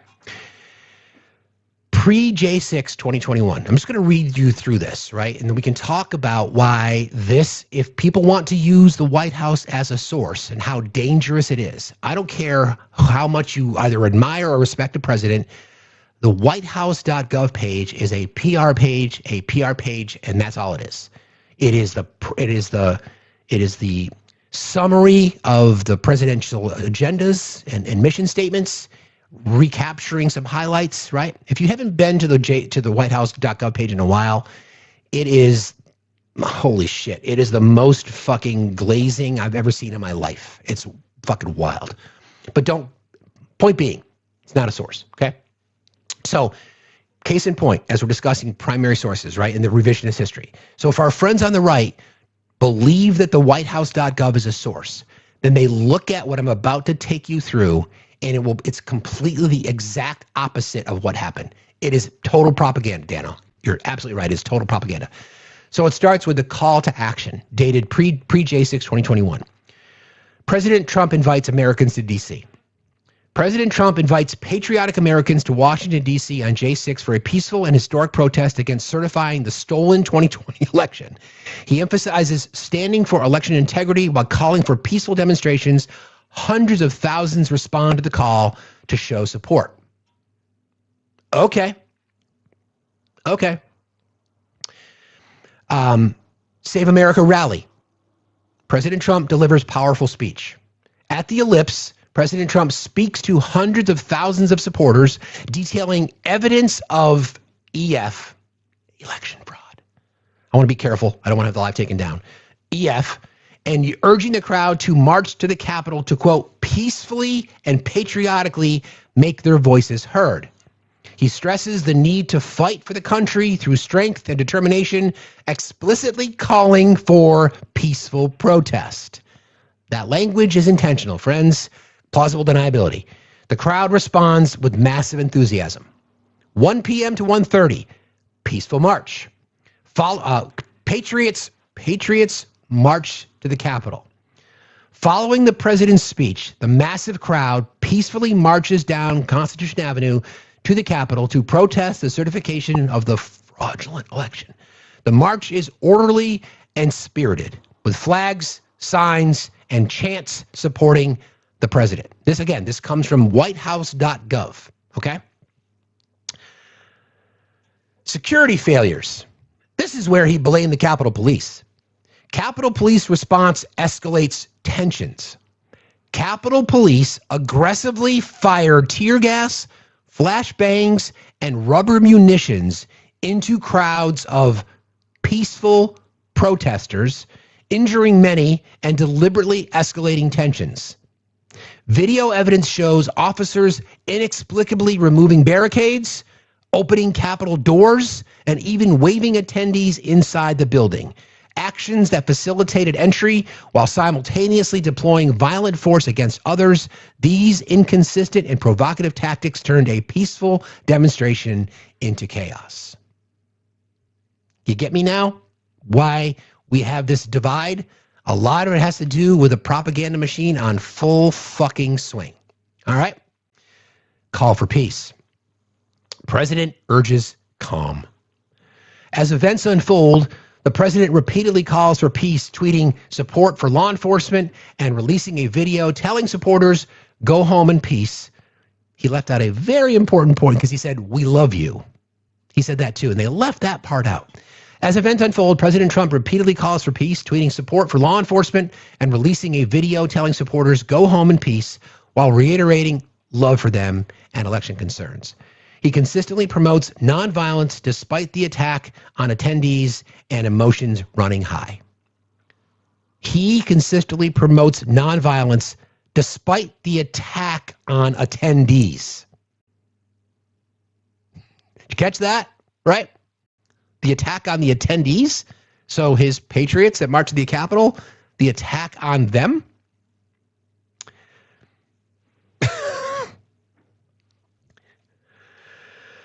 Leaked footage, this leaked Pelosi video reveals security lapses. Leaked footage captured by Nancy Pelosi's daughter shows the speaker in a rage during evacuation, furiously admitting, quote, I take responsibility for the catastrophic failure. That's a quote that was taken out of context. They only quoted, I take responsibility for the catastrophic failure to pre-position National Guard troops despite President Trump's prior authorization, and offers 10,000 troops that were rejected. Pelosi repeatedly demands to know why security was so inadequate on her watch, exposing the deliberate refusal to accept offered protection and the ignored or delayed requests for reinforcements. So when people still talk about we know the situation with the National Guard, I don't need to revisit it. We know that the president is the commander-in-chief of the D.C. National Guard. It's not debatable. I don't even want to have the conversation anymore. It's just not debatable. But these are the kinds of things that are still in their worm brain, right? They're like, well, the president told me. You mean I can't trust the president? Oh, did you trust Biden? No. I verified what he said. You trusted Obama? I want to, but I verified it. That paragraph, I think, is the crux of what I wanted to talk about today. Just because of the fact that they want to literally rewrite history in the face of all the evidence that points against them. Again, leaked footage captured by Nancy Pelosi's daughter shows the speaker in a rage during evacuation, furiously admitting, and they put, I take responsibility in quotes. That's not the entire quote. That is by design. That is misdirection. That is disinformation. That is taking advantage of anger that the people in his movement have and say, see, there you go. It's all Pelosi's fault. She said, I take responsibility. It's her fault. And then that I take responsibility carries into the rest of the message. 4, catastrophic failure to preposition National Guard troops despite President Trump's authorization and offers of 10,000 troops that were rejected. You see what I mean? This is, to me, this explains so much, right? I mean, I knew this existed, but then going back and doing the research on this and be like, yep, these people are just fucking delusional. But is it their fault? Yeah, I mean, ultimately. But they believe this shit. They believe it. They believe it because the person that they admire, love, etc.,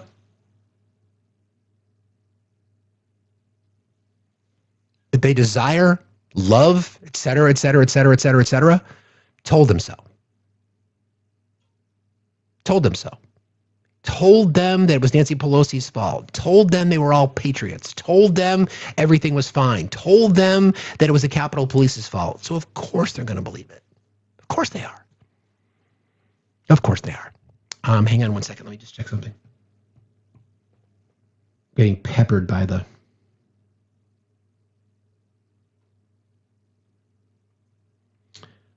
let's see.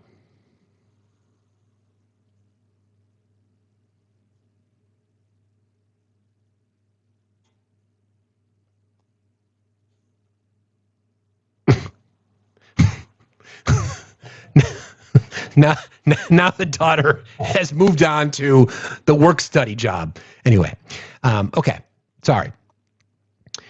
So then we move to the tragedy of the Capitol, right? Ashley Babbitt murdered in cold blood. Unarmed Air Force veteran and Trump supporter AB is fatally pew-pewed by Capitol Police Lieutenant Michael Byrd without warning as she climbs through a broken window toward the speaker's lobby. No weapon was found on her. Absolutely a fucking lie. We know that. There was a knife on her. No weapon was found on her, and she posed no threat. Byrd faced no charges. 3 other Americans were also unalived: Roseanne Boyland, Kevin Greason, and Benjamin Phillips. 0 law enforcement officers lost their lives. Again, this is from the White House. The President of the United States telling his people, his supporters, the people who go to his website now looking for information. They find this information and they're like, well, she was unarmed. No, she wasn't. They found a knife on her. She was not a threat. She wasn't. She was the first in line after the officer. You can watch the video. We don't need to revisit it. Watch the video. You can see him shouting commands. You can see him shouting commands, telling her numerous times. Mob behind her, smashing through the glass. Riots everywhere. People being assaulted outside. Officers being beaten with flagpoles and fire extinguishers and you name it else. And she's not a threat? But Renee Good was? Really? But Alex Preddy was? They were threats? Again, listen to this bullshit.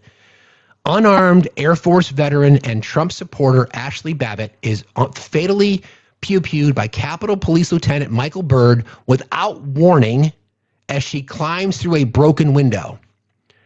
She was part of the reason why the window was broken. As she climbs through a broken window toward the speaker's lobby, no weapon was found on her. Again, that's not true. And she posed no threat. So the argument, again, I think this relates to the situation in Minneapolis with Renee Good. The argument that the right has made was that officer, Jonathan Ross, felt like his life was in danger, therefore justifying the murder. So does that not track here? Does the Capitol Police officer, was he not concerned about his life? You see, when you lie, you get busted. Like when you lied to your parents, when you told your parents that you were at your friend Todd's house, and then Todd told his parents that he was at your house, and then they call each other, and then you're fucking screwed. Not like that ever happened to me. Nope, never happened. That's what happens. When you live your life through the fucking lie, then your own bullshit comes back to bite you. Okay? Betrayal of the president is next. Vice President Mike Pence, who had the opportunity to return disputed electoral slates to state legislatures for review and decertification under the United States Constitution, chooses not to exercise that power in an act of cowardice and sabotage.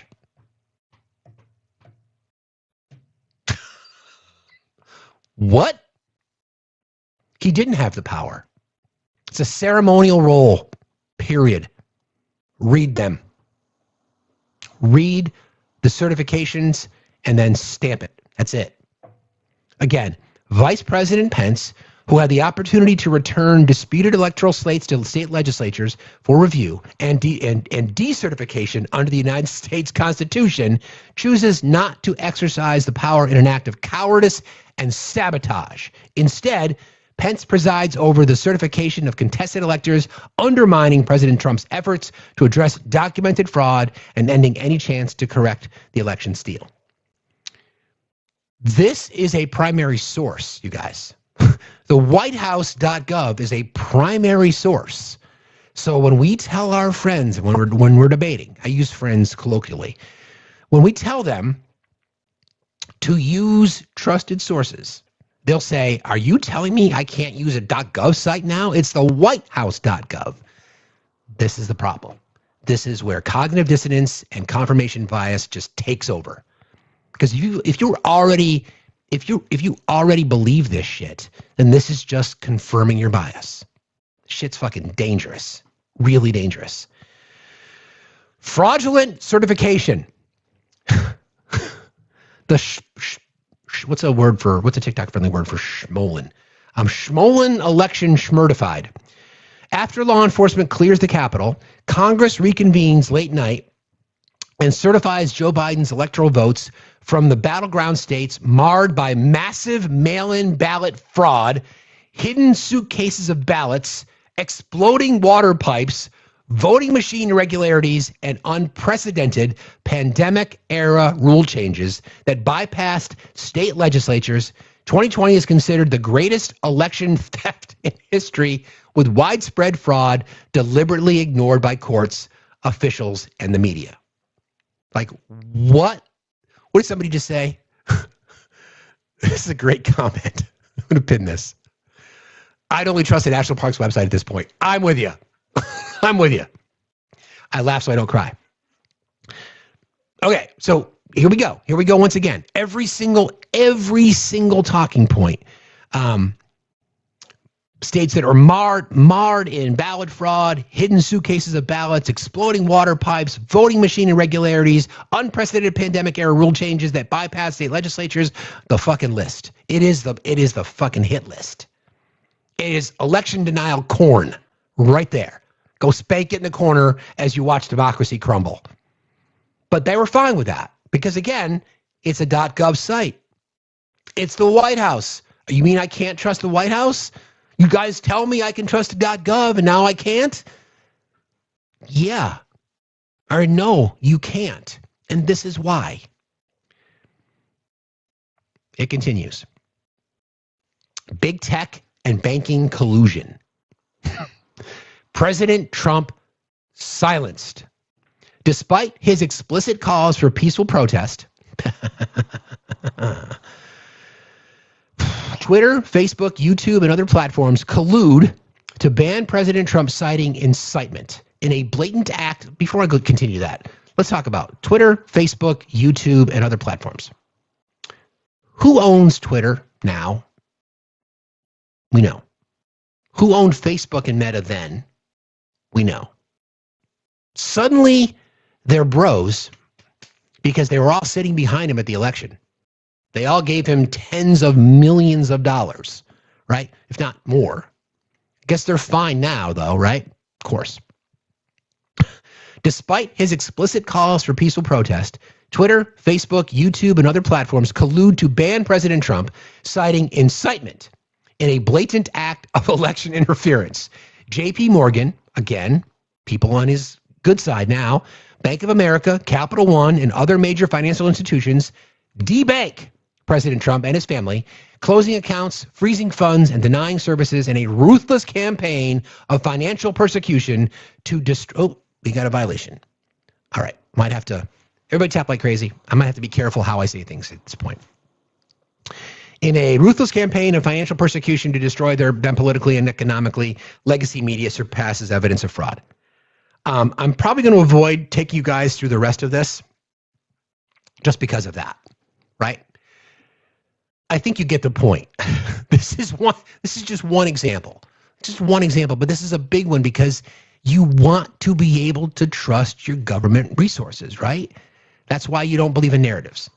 I've got another one for you, okay? I've got another one for you. This, again, the .govs.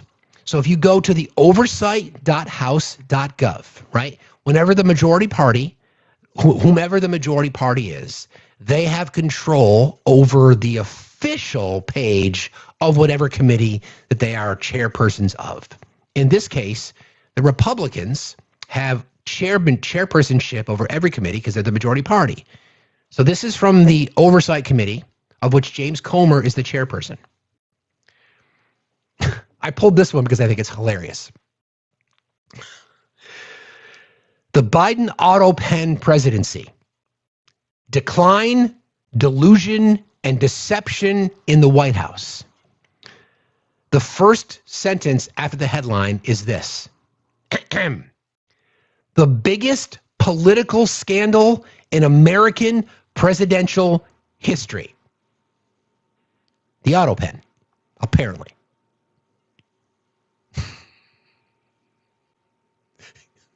Like, what?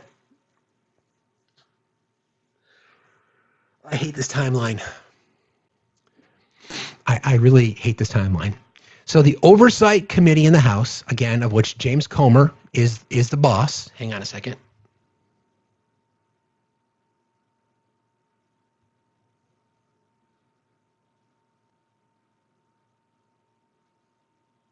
All right. The article goes like this.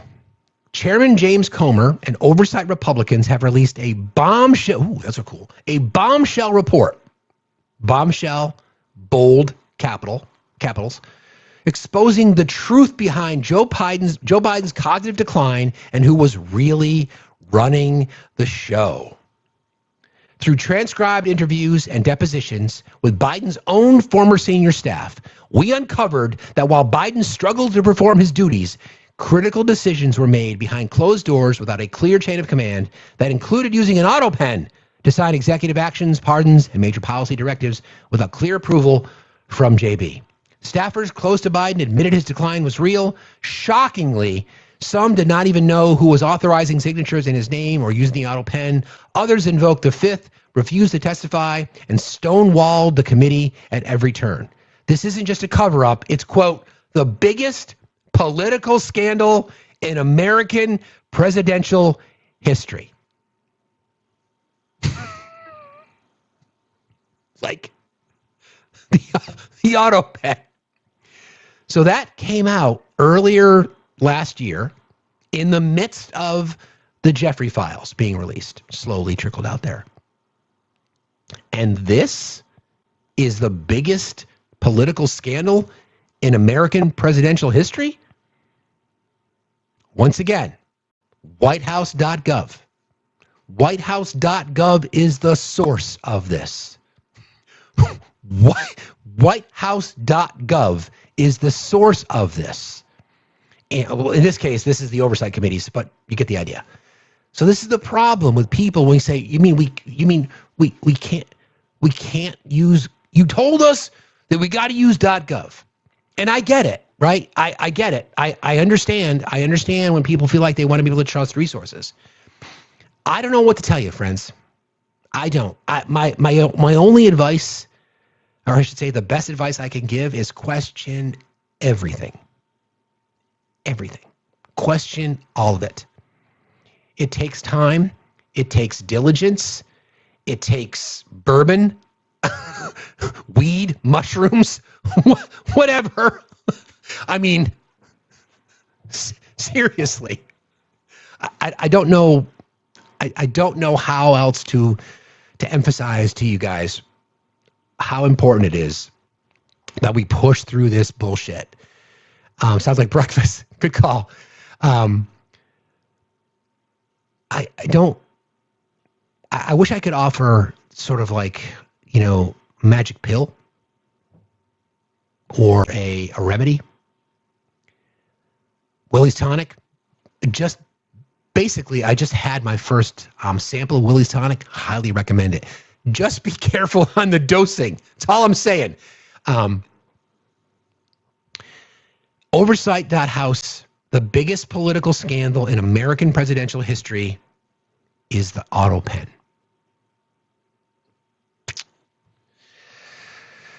Okay. So let's just recap for a second, right? We get this news story.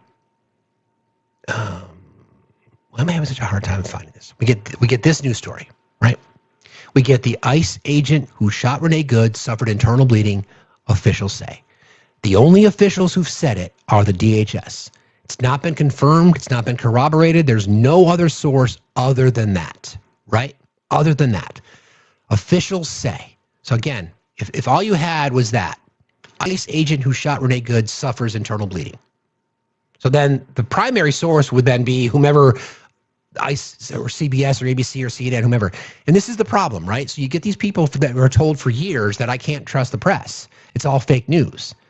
So now they pull up this headline and they say, so now you're telling me I can't, now you're telling me our argument is like, now you trust CBS? Now you trust ABC? Now you trust CNN? Because they all reported the same thing. In fact, their headlines were almost identical, right? ICE agent who shot Renee Good suffered internal bleeding. Sources say. Dangerous. Dangerous. And we get this, right? And we go back and we get this. We get the White House. U.S. steel production increases. People celebrating. I can guarantee you we are going to find our economists out there and they're going to share this. And we're going to be like, have you looked at that chart? Yeah, look at it. And then we focus in a little bit and we see these incremental bumps. A 1% increase. That's a really good question, actually. Would I consider adding the topic how to properly vet sources? Yeah, I love that idea, Jen. Absolutely love that idea. It probably would happen naturally anyway, but I love that idea. So that's that. And then again, to summarize, so to speak, we fall into this whole the oversight committee. Where's my background? In the oversight committee, telling you that the number one, the most important, the most serious, the biggest political scandal in American history is the auto pen. How then do we move past this shit? So is there a solution? Yeah, the solution is education, quite frankly. This is why civic engagement is so incredibly important. This is why people being willing to admit that they're wrong, right? And even in the conversations I had about the Renee Good thing, I'm going to play some sound from Renee Good's brother in just a moment. It's very emotional, so buckle up. But even when presented with the argument, people will literally say, it's the DHS. I can't trust the DHS. So then I ask the question, did you trust the information that came out from Joe Biden's DHS under Mayorkas? And they're like, hell no. Then I'm like, do you understand what I'm saying? They're like, nope. It's like,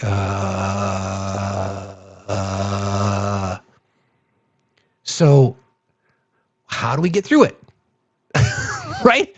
How do we get through it? And this is a lesson to all of us. We all have bias, right? We talked about this before. We walk around with our biases every single day. And I would encourage you not to just trust something at face value, no matter who it comes from. The whitehouse.gov page, although I've never seen anything like it. I've tracked it through Obama. I mean, I started really sort of paying attention to it back then because they started using it differently. And sure, there is sensationalized messaging and how they market it and how they package it. Sure, those things are all accurate, are all real, right? But nothing like we're seeing now. Nothing like we're seeing now. It is just complete fucking propaganda. And what I took you through on the J6 side is case in point, right? They are literally rewriting history. Completely just rewriting history. And who's going to fact check it? Their followers, they built it for one audience and one audience alone. Their base.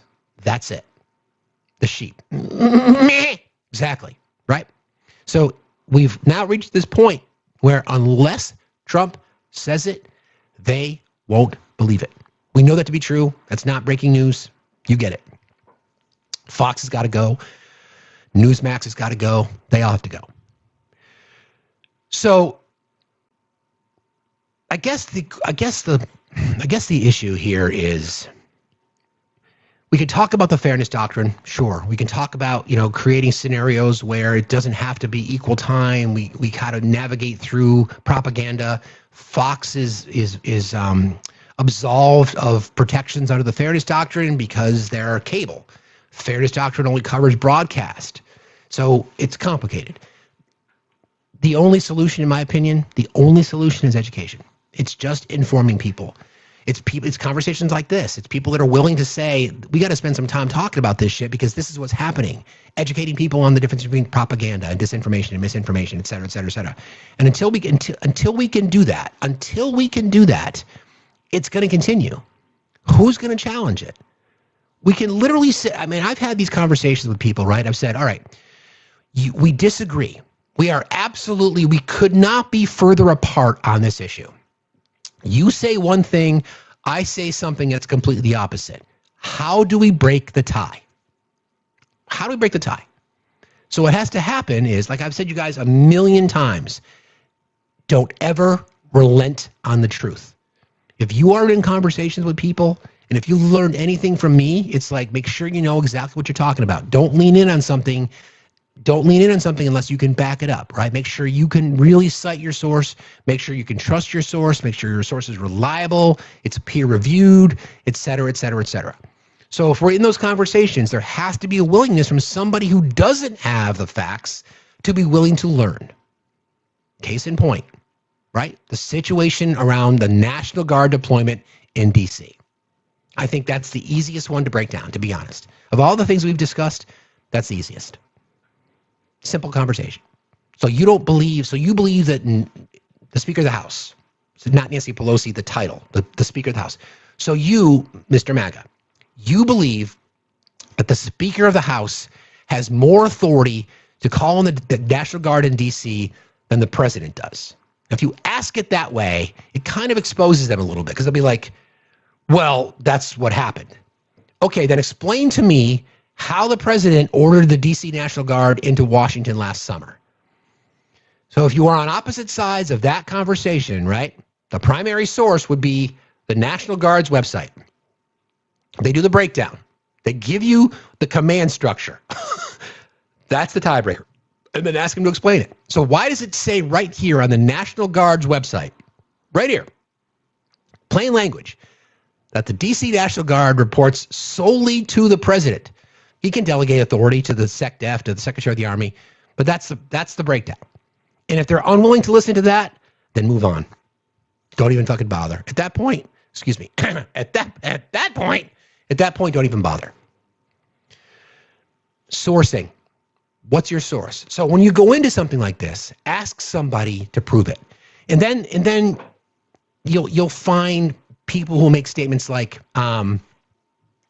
well, I was actually in a debate. I was in conversation yesterday about the E. Jean Carroll situation, and person making claims that are just so wildly untrue. They'll bring up a source, and the source that they will bring up will literally debunk the claims they've made, but they don't understand it enough. Instead, they'll say, I just proved it to you. I just proved it to you. Yeah, that grape apology tour. Yeah, that was rough. That was rough. I had to leave. I couldn't stay. Similarly, the situation in New York, right? The claims that the jury was given instructions that they did not have to rule unanimously. So what do? I go to the court records. I go to the jury instructions, which is public information. You can see it, you read it, and it's very clear what they said. But because they were told something, because they were told through their various news agencies, they genuinely feel that they are in the right. So when you are conditioned to believe something that supports your narrative, it is really hard to get out. I've talked to Amy Dawn about this. And this is about the amygdala response to questioning your own opinions, right? It's this cognitive dissonance scenario. I fall into this particular trap because I've been told something to be true. I believe it to be true. So I get some lefty telling me otherwise, and I'm going to fight like hell to prove him wrong. Adults admit when they're wrong. I'm more than happy to admit that I'm wrong. If I'm wrong about something, I want to learn. I'm not in this to win. I'm in this to learn. So how do you move past it? Right? Exactly. Cookie, exactly. If they don't care about Trump being named over 3,000 times or whatever the number is, they care about nothing. It's true. That's the point, though. The president just yesterday comes out and says, oh, yeah, smart people have told me that I'm absolved. Good segue, Cookie. Good reminder, because I've got some more sound for you on this topic. Here you go. A couple of pieces of sound from the president. This one is really wild. Today we heard that the Clintons set deposition dates to testify before the House Oversight Committee. Any reaction to that and related to the Epstein question? I think it's a shame, to be honest. I always liked him. Her, she's a very capable woman. She was better in debating than some of the other people, I will tell you that. She was smart woman. Just a little bit of his misogyny showing up there. She's a very capable woman. She's a smart woman, not just smart, not just capable, but you got to put your misogyny classifier on there, don't you, you fucking pig? I haven't done my daily. Hey, President Trump, J.D. Vance, Kash Patel, Pam Bondi, Christine Ohm, Tom Homan, whomever the fuck you are. I'm Steve. Factsstillmatter. I go live Monday through Friday, 8 a.m. till noon Eastern time. Fuck you. Thanks. Maybe I'll see you on the road. Cool. Get back to me. Here you go again. Today we heard that the Clintons set deposition dates to testify before the House Oversight Committee. Any reaction to that and related to the Epstein question? I think it's a shame, to be honest. I always liked him. Her, she's a very capable woman. She was better in debating than some of the other people, I will tell you that. She was smart woman. I hate to see it in many ways. I hate to see it, but, then I look at me. They went after me like, they wanted me to go to jail for the rest of my life. Then it turned out I was innocent, very innocent. I had a friend that said, a very smart friend, he's a very wealthy man. Okay, listen, if you have a napkin or a towel or a cup, you might want to be ready because you might fucking hurl when you hear the president say this. I was the life streetwise guy. He said, you have to be the most honest person anywhere in the world because there's never been anybody who's been examined up and down. I have hundreds of thousands of pages of documents, millions of pages. With all of that, they found absolutely nothing wrong. Remember, his tax returns, they fought for years and years. And then the Supreme Court, I was surprised, they ruled I had to give my tax returns. I'm the only one that had to ever do that. But I had to give my tax returns. I gave my tax returns. My guy, every president has disclosed their tax returns going back to, I think, the 30s. Okay? So you're just fucking wrong. They hired the best accounting firms in the world. They found nothing. Oh, my God. Today we heard that the Clinton... Anyway, so that's one. I've got another one for you. And this kind of tracks, right? Because again, the source in this case is the president. The primary source in this case is the president. He's telling his voters that nothing to see here, that I am the smartest person in the world. I'm the most honest person in the world. I was the only president that had to show his tax returns. You kind of get it. It's a trend. This is what fascists do, right? Do I have that other bit of sound? Because this one's even more fucking wild. And then we're going to talk about why the president decided not to go to the Super Bowl, because he's a petty ass bitch. Yeah, shocker. Hang on, where is it? Shocker. I think I have it. Hang on a second. He went toe to toe with Caitlin Collins. And I thought that he had kind of like a little semi-decent relationship with Caitlin Collins. I mean, she's given him a lot of time. I think she's a good reporter. I think she's from the bulk of those that are in the press pool, I would give her like a C+, and I'm being generous. She's at least willing to ask an occasional follow-up question. Not enough, in my opinion, but there's the occasional follow-up. Let me find the sound because I think it's relevant here. Everybody, please keep tapping and sharing. Appreciate you guys. Tapping is clapping. Liking is loving. Sharing is caring. Don't forget there's a gifting goal today. And I think if you go up here and if you do something like, I don't know what any of this stuff means, like the rankings. I have no fucking idea. So if something needs to be done, then just, do the thing. Sorry. You guys know me. If I can make it through the day without bringing the live down, that's an accomplishment. Shirley, you jest. No, I don't. Stop calling me Shirley. Hey now, where is it? That's the Kennedy Center stuff. That was stupid. Okay, here you go. This has to do with the Jeffrey files. All right. He's asking Caitlin Collins, or she asked him a question, and here you go. Country to get onto something else, really. Now that nothing came out about me, other than it was a conspiracy against me, literally, by Epstein and other people. But I think it's time now for the country to maybe get onto something else. What would you say to people who feel like they haven't gotten justice, Mr. President? Something that people care about. Yeah, what did you say? Go ahead. What would you say to the survivors who feel they have gotten You are the worst reporter. No wonder CNN has no ratings because of people like you. She's a young woman. I don't think I've ever seen you smile. I've known you for 10 years. I don't think I've ever seen a smile in your face.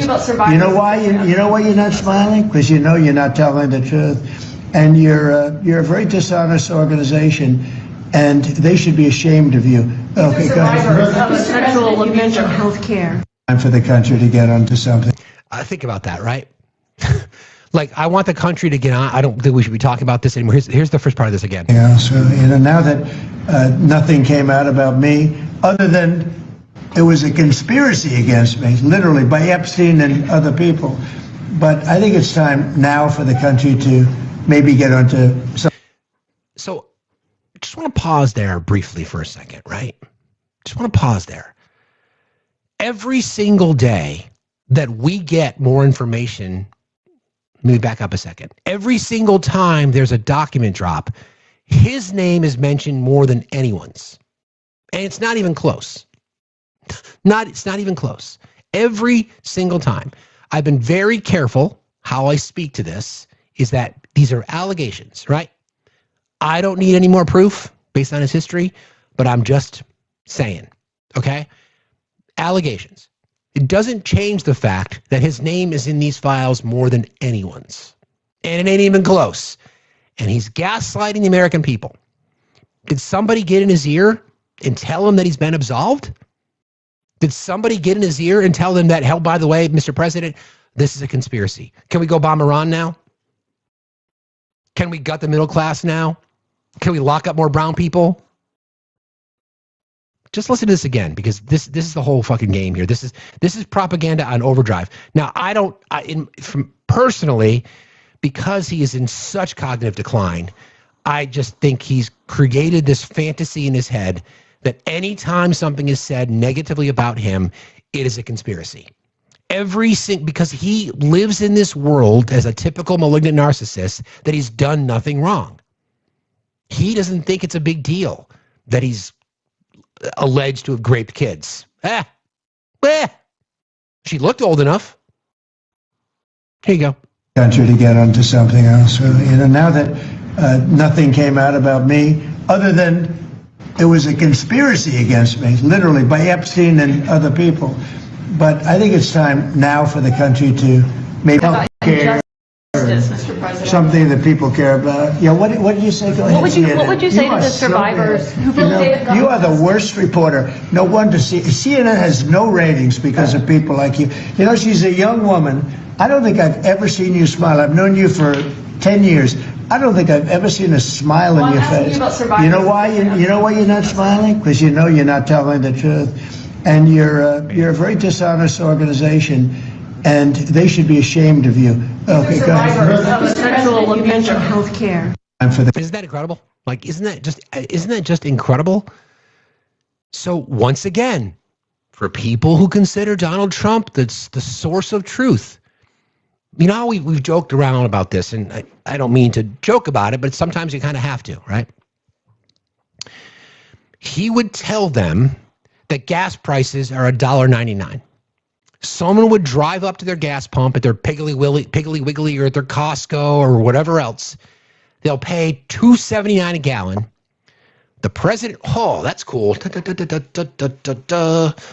you. That's pretty cool. They'll pay $2.79 a gallon. The president will tell them it's $1.99 a gallon. What do you think they're going to believe? I mean, maybe not to the dollar, but that's what happens. So here he is again, now telling his base that he's been absolved, that it's a conspiracy against him. Doesn't matter that your name shows up everywhere.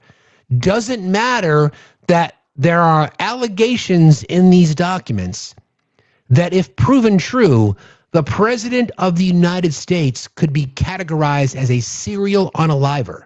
If you've read the documents, you know what I'm talking about. But again, in his mind, he's been absolved. In his mind, it's a conspiracy against him.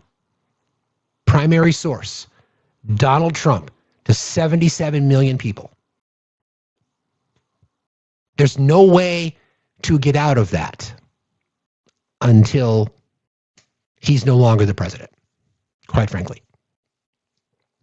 Come on, blood clot.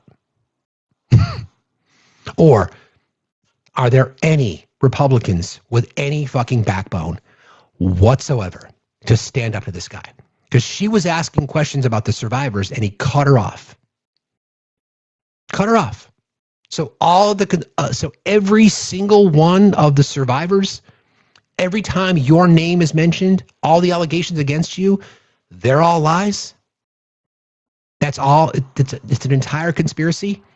And this is the frustrating part for all of us. I think it is. I won't speak for you guys, but I feel like this is the case. The courts, the scientists, the doctors, the news, jury verdicts, police reports, his own words, his own results, none of that is true. All of that is connected to the conspiracy. The only one telling the truth is the Donald. That's how MAGA operates. That's how they function. It's not a stretch. We've seen it. We've watched it happen every single day. We've watched it happen because they look at him as the source of truth. You know why? Because he told them that. I'm telling you, I am your champion. I am your savior. Everything else around you, it's all fake news. It's all fake news. It's all fake news. It's all fake news. CBS News comes out with a news story, says Jonathan Ross suffered internal bleeding. His base believes it because Kristi Noem told them so, that Jonathan Ross had suffered internal bleeding. So for years, Donald Trump discredits the press. CBS at the top of the list, calling them one of the biggest fake news agencies out there. And now all of a sudden, they're like, says it right here, CBS. What? This is a hard fight. And at the end of the day, I hate that expression, but it tracks. I'm really concerned about the future of the press. I really, really am. If there's a silver lining, humbly speaking, more independent journalists like myself and others, I think are the ones that we really need to be focusing on, because we're not beholden to anything. I'm beholden to you guys. If I get it wrong, I get it wrong, and I'll own it. So protect the press. Protect the press, right? I mean, challenge it. Don't accept bullshit. Don't accept vanilla questions. You've got to be willing to challenge this kind of shit. And in an authoritarian regime, that's one of the first things that they go after. They talk about Lugenpresse. They talk about censoring journalists. Why do you think that is? You guys know why, right? Because if there are journalists there that are willing to challenge conformity and challenge the system, then they're a threat. Then they are a fucking threat. And without the press, we got nothing. So support your independent journalists, please. G-Web, how are you today? I am well. Congratulations on your daughter's acceptance letter and her FAFSA info stuff, because that is huge. Thank you. Whew. Oh yeah. Anybody, if you know, you know. Oh, yes, you do. I've got 2 in college right now. I totally get it. Oh my goodness. Really quick, I just want to remind everybody, every accusation with this guy is an admission. Every single one. Like, when it just blew my mind a second ago when he was, going after Caitlin Collins, saying she never smiles, and that's how she's lying. And that's when I put in the chat, I'm like, he never smiles. That's how we know he never smiles. Always lying. That's a really good point. He never smiles. It's a good point. We just have to keep in mind every single thing he accuses someone else of is what he's doing, and it keeps tracking. It really does. I mean, it's and again, but that's what his base wants. Yep. That's what they want. It's by design. Yep. Yeah. So they'll believe it because it's what they want. Thank you. Thank you for jumping in. You got it. See you later. Appreciate you always. Bye. Thanks. Bye. Yeah, I mean, she's right. Kind of fucking nailed it. So, did I hear that we have boots on the ground in Nigeria? I did not hear that. We will try to confirm if that's the case.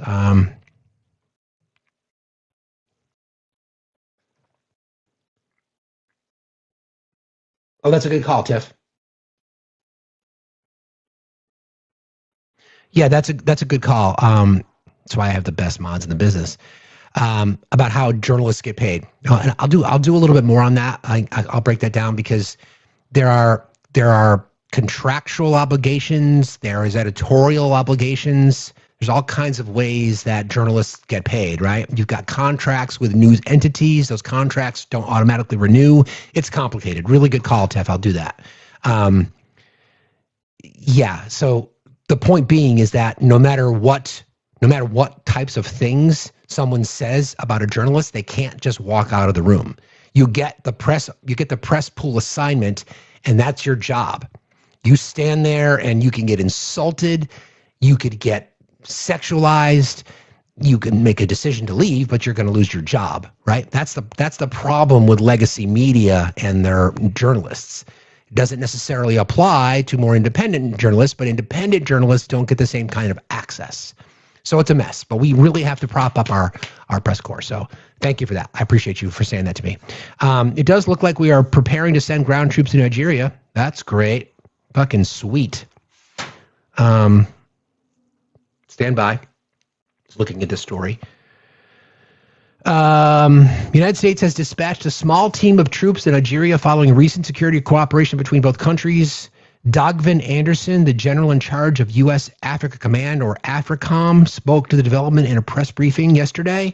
It is the first acknowledgement of U.S. boots on the ground in Nigeria since Donald Trump's presidency launched missile strikes against targeting terrorists in Sokoto on Christmas Day.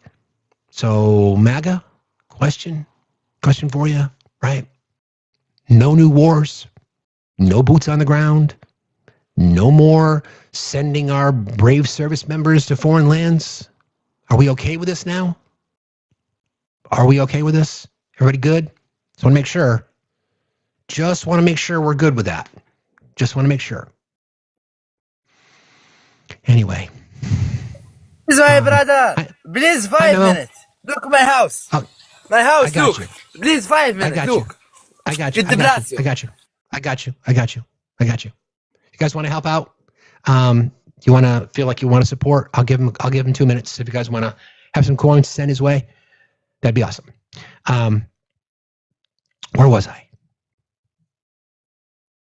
Oh, the trap that we fall into, and somebody talked about media, right? So the reality of the world that we live in now is that we are under the reign of state-run media. That's it. That's the messages are diluted. The large media entities and the conglomerates are bending the knee, and worse in many cases. So there are a lot of good journalists out there.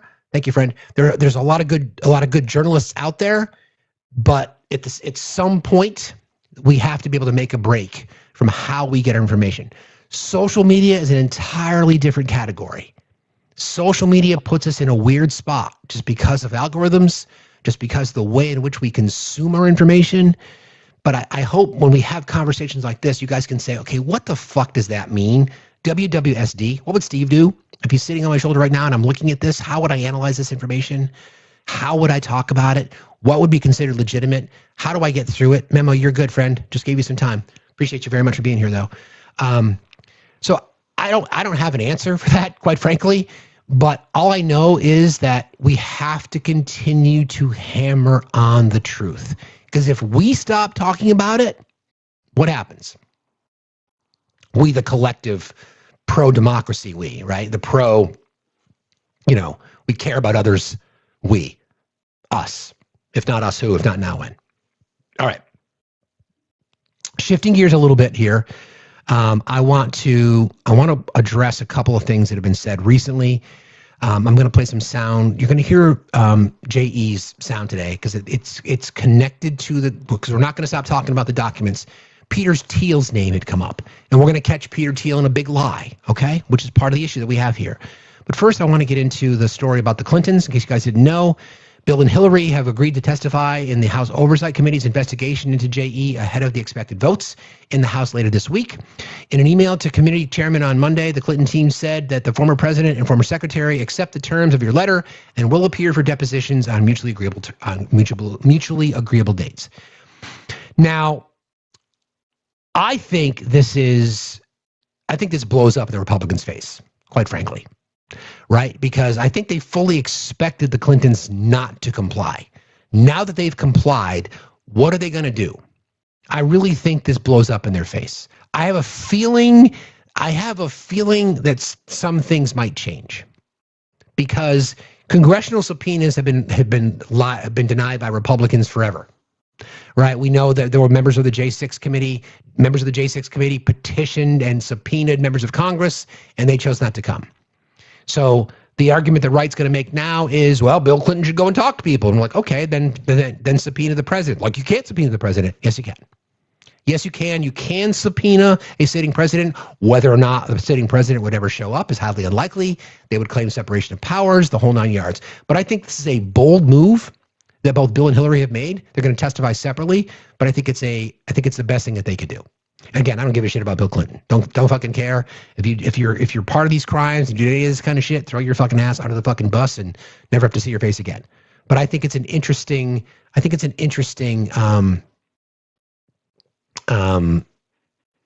political gamesmanship, we'll call it.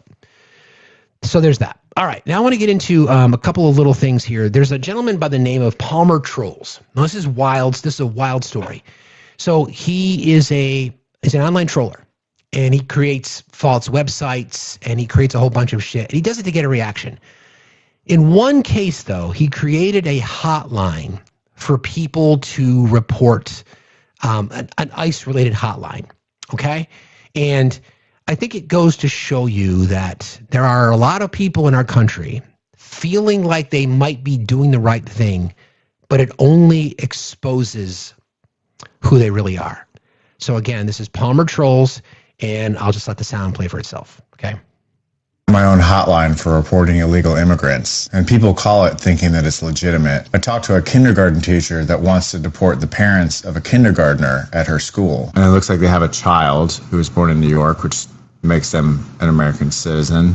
Yeah. So we're looking to deport the parents and leave the child. Right. Like I said, I don't know if they're here illegally. I just think it's odd, you know? It's very odd. What did you say was odd? It's just odd for them to even be here. Like, I'm a teacher at a school. Okay, I know schools. I know the whole law about schools. I mean, they seem like nice people or whatever, but I looked them up in our files, and I was like, oh, she was born in Honduras, and he's born in El Salvador. So right there, it's like, okay, maybe I'm on the right path. You know, they drop off their kid every day. So their kid is their kid a student at your school? Yes. Yes. One of your kindergarten. Okay, so now you want to get his parents deported? Well, I'm just saying, if they're taking up resources from our county, okay. I'm not into illegal people being here. I mean, if the son's in kindergarten, what is 6 or 7, Yeah. right? Yeah, he's probably like 5 or 6. And they was born in New York, so that means assuming like they've been in America for 6 or 7 years. Yeah. And now we're going to go ahead and just remove them. Are you like questioning that, or what do you know? Yeah. Sorry, no, I'm just writing this down for my own Okay. personal notes, and my supervisor teaches at school, wants kindergarten child's parents You deported. make it sound terrible. You make it sound like it's terrible, but Oh, well, I'm just writing down what you're telling me. okay. Well, yeah, okay. Sounds terrible. Let's see, I can write that down too, I guess. And that's Hispanic in an area where you wouldn't normally see Hispanics. Okay. Right. Like people that are born in another country. Yeah, because you normally see those people where? Like in the cities. Got it. Okay.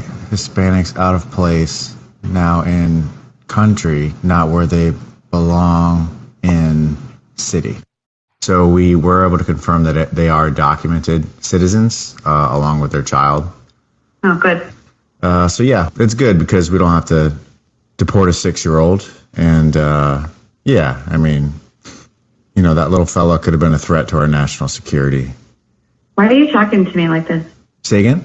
Why do you talk to me like this? I'm sorry, what are you referring to? Like you're like sarcastic. Oh, okay. I mean, I just thought that maybe you'd be okay and just happy that the people that you reported were actually here legally and that they belong. Just like you and me.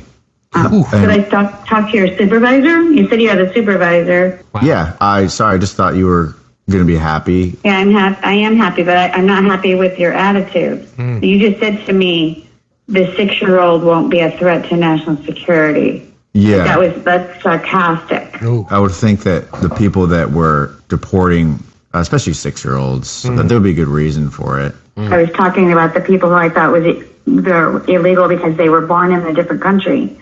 I can't help that they have a 6-year-old. That's on them. You know what we'll do? I'll get in touch with the supervisor. I send him a text. When he gets back to me, I'll see if he can follow up with you and this. And what is his name? His name is Brian.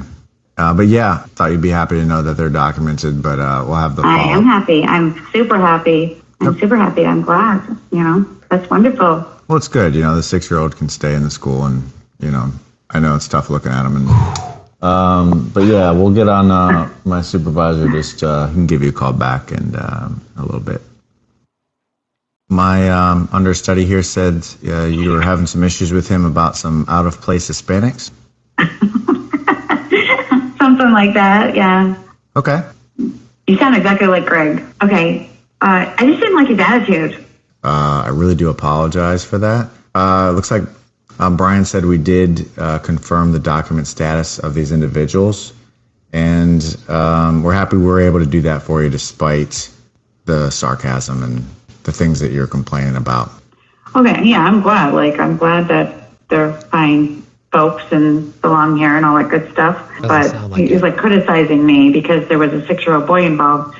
You know what I mean? But he's like acting like it's like I'm this terrible person because I'm going to deport a 6-year-old. And in fact, he goes today. He goes, because a 6-year-old would be a threat to national security. I have my own hotline for report.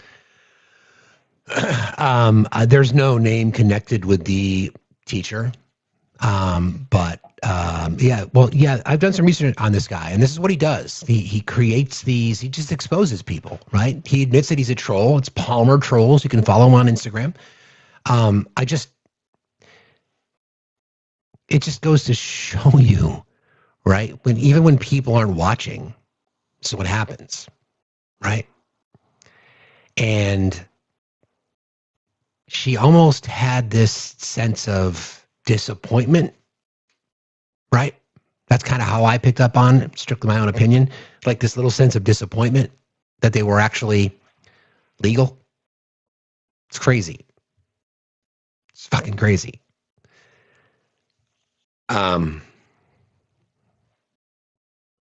part of the reason we want to go on the road and talk to people, friends. It's part of the push behind the Do Something tour as we get out there to remind folks what's at stake here. Hello, sir. Get my co-pilot over there. Hello, buddy. How you doing? Just the whole, just the hatred in people's hearts. Well, I just wasn't sure. I did some research into them, and I found out that he was born in Honduras and she was born in El Salvador. So, I just want to make sure. Okay. Good to know. I'm glad you just want to make sure. All right, I'm going to play now. Someone's name is Luke. Luke is Renee Good's brother. And Luke and his brother testified in front of Congress yesterday. It's pretty emotional. I think it's necessary because we're not going to let this story ever disappear just because of what's at stake. And I know there's a lot of heavy shit in our country right now, but we need to hear more voices like Luke's. So here you go. Hang on one second.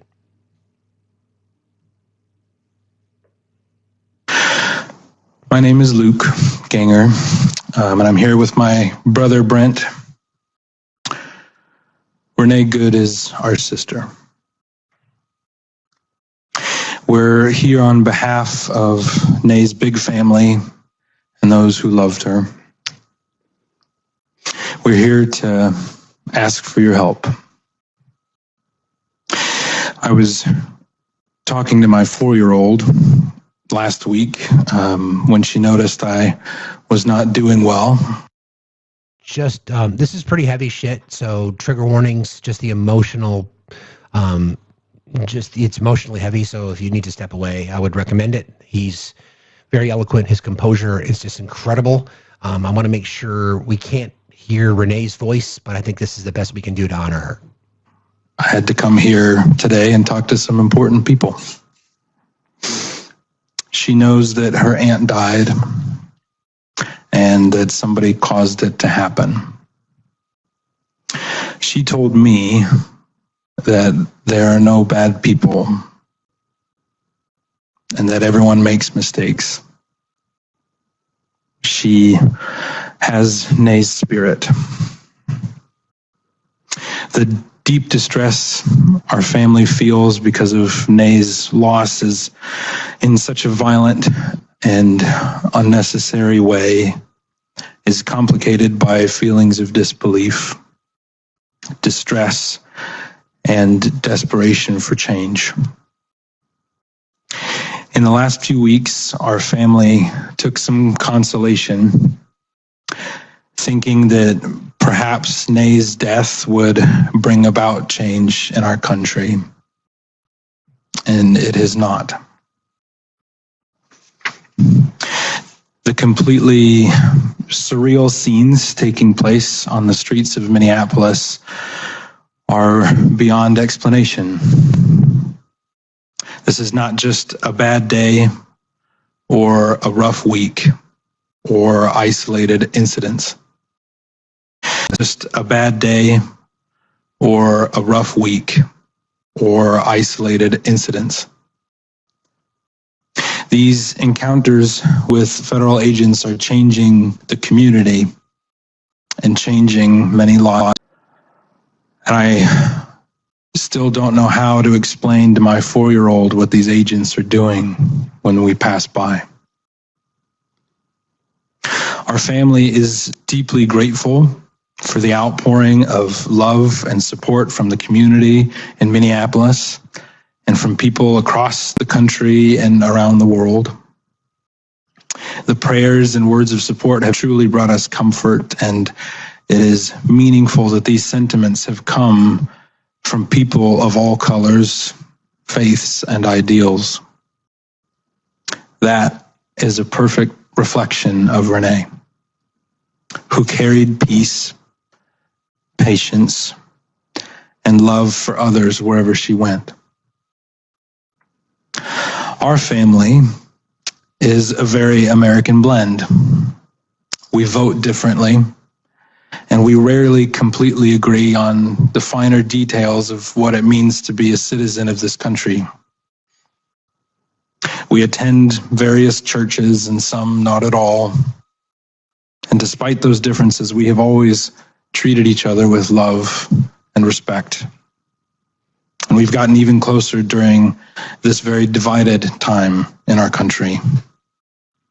And we hope that our family can be even a small example to others, not to let political ideals divide us, to be good like Renee. But the most important thing we can do today is to help this panel and our country understand who Renee is and what a beautiful American we have lost. A sister, a daughter, mother, a partner, and a friend.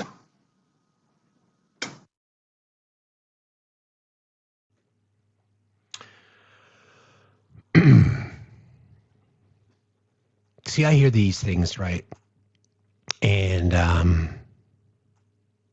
you look at her face, and then you realize that, you know, it could literally be any of us, because Renee Good is us, right? And the rage that I feel, and I'm not comfortable with that feeling. It's not, rage is not something that I'm used to, but it's rage, right? It's rage. It's rage because, not just because of the incident itself, but because of the fact that there are just people trying to blame her for this happening, right? The lies being telling the world that she was a domestic terrorist, you know, using some subtle language to mock her sexuality, you know, shouldn't have been there. It's her fault, right? And then we hear people, kindergarten teachers, calling in hotlines because they think they can get somebody deported, right? And people think that's no big deal.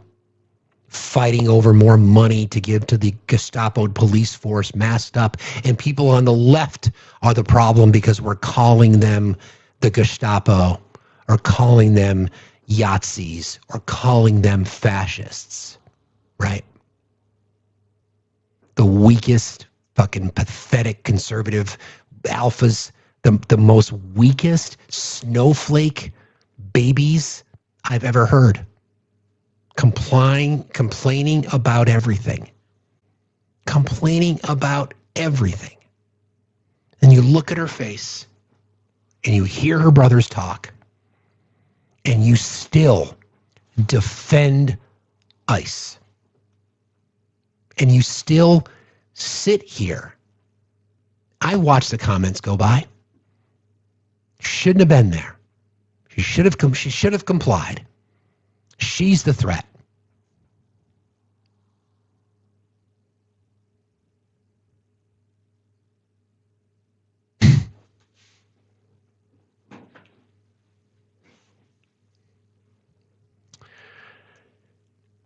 she should be here today.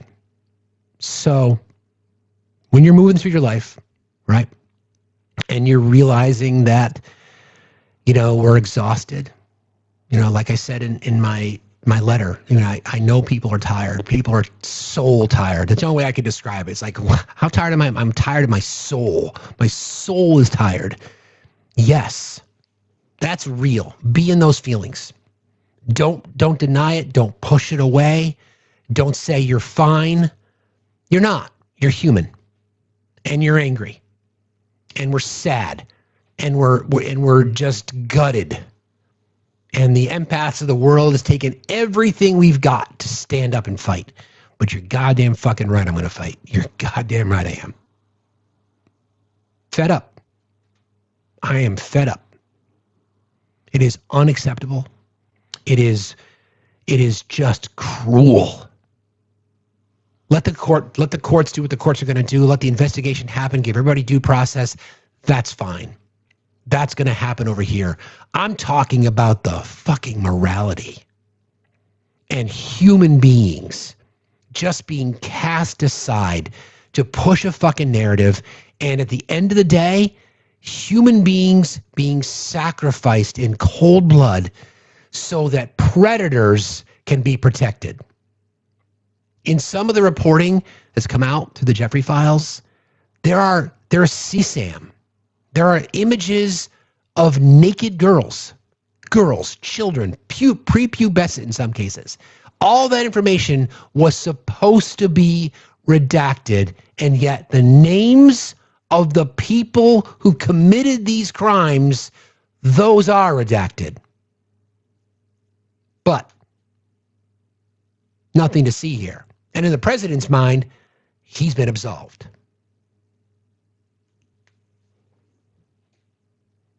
We're at this moment, friends.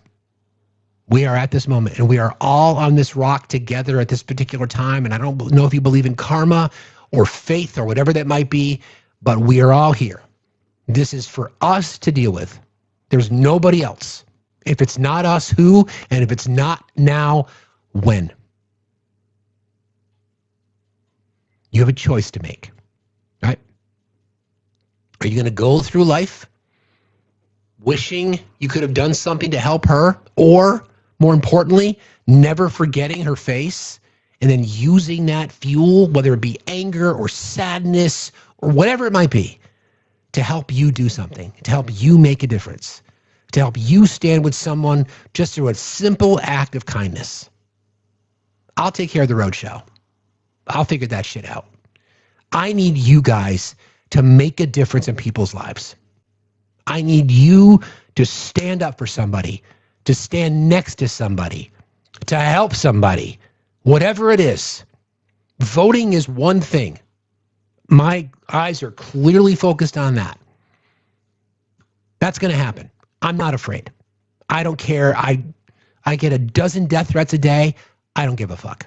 Don't fucking care. They will not rattle me. They will not intimidate me. They will not scare me. They will not keep me silent. They will fucking not. I can fucking promise you that. If it's not here, it will be someplace else. But I need you to think about Renee and to think about that family that kindergarten teacher wanted to deport.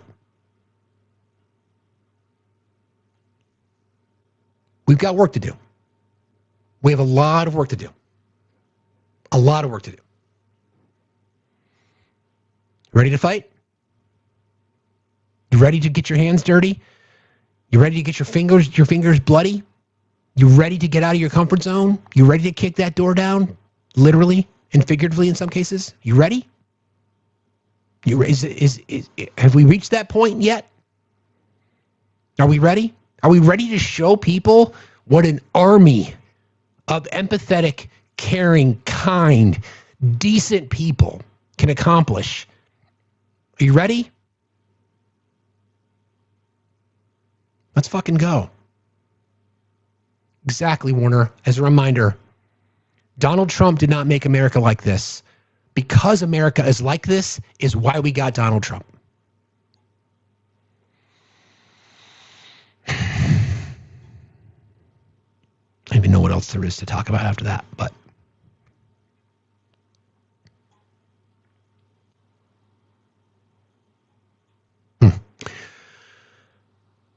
Okay.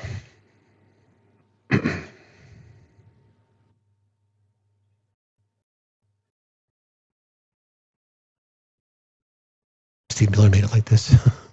Maybe.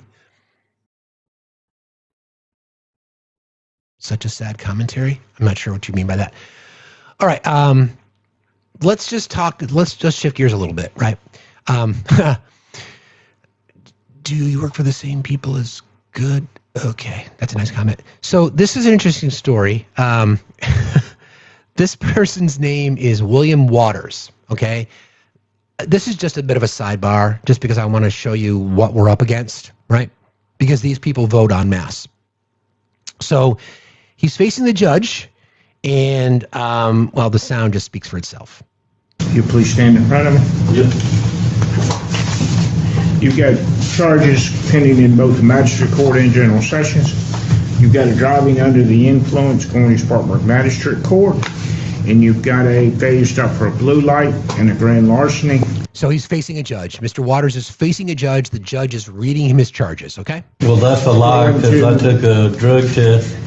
I did a blood drug test, and it come back negative. Up to 30 days on the driving under the influence. Okay, well, I'm not doing that. Sign right here. I'm not signing that. Okay, that's what I need you to know. I'm also the traffic failure to stop for a blue light, no injury or death, first offense. Do you want to give me a phone number for your mother? Your mother's in the back. I'm not signing that either. You're not going to give me a phone number for your mother to be text message? No, that's okay. All right. If you fail to make your court appearance, and your court appearance will be held. I'm not going to court either. I understand that. Your court appearance will be held January 22nd, 2026 at 10 o'clock. Y'all feed me this garbage and feed lies and put this crap on TV and say I was driving under, excuse me, I'm talking. No, you're not. I'm talking. Okay. Driving under the influence and drinking. Your bond. Nuh-uh. I just said it, $902 I don't have no bond. cash I don't have no bond. And you've got a $20,000 cash surety bond on the failure stop for the blue light. Well, I'm not signing either one. I understand that, sir. I'll contact Donald Trump if You'll I now have exit to. him out here. All right. Okay. Yep. I guess I'll be contacting Donald Trump then.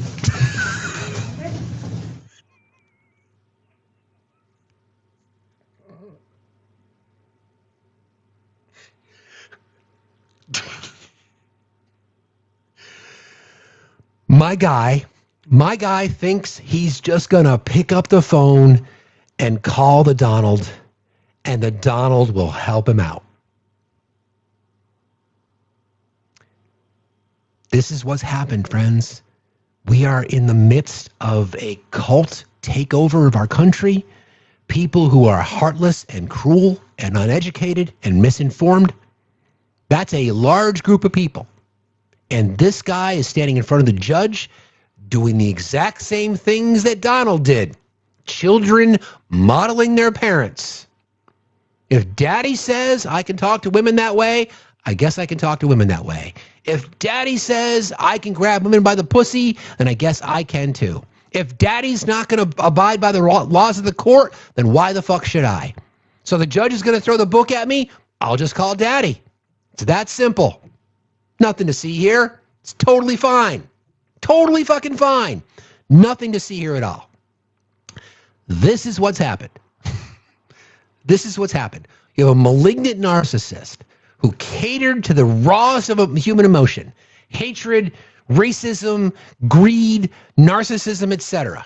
And no matter what he does or says, it doesn't matter. There is no fucking bar. Stop trying to find one, friends. They will figure out a way to make excuse after excuse after excuse. Let them do their own thing. I don't give a fuck. I do not have empathy for people like that. I want them to have health care because that means I could get it too. I'm going to tell my daddy on you, AD. You're exactly right. I'm going to tell my daddy on you. How do we get out of that? We become even more empathetic. We become kinder. Not nice. kind. We become kinder. We become more outgoing. We become more generous with our time, with our voices, with our wallets if possible. That's what we do. That's how we get through this. We show them that there is a way to make their lives better just organically, because it will happen that way. I'm now going to play some sound from Melinda Gates.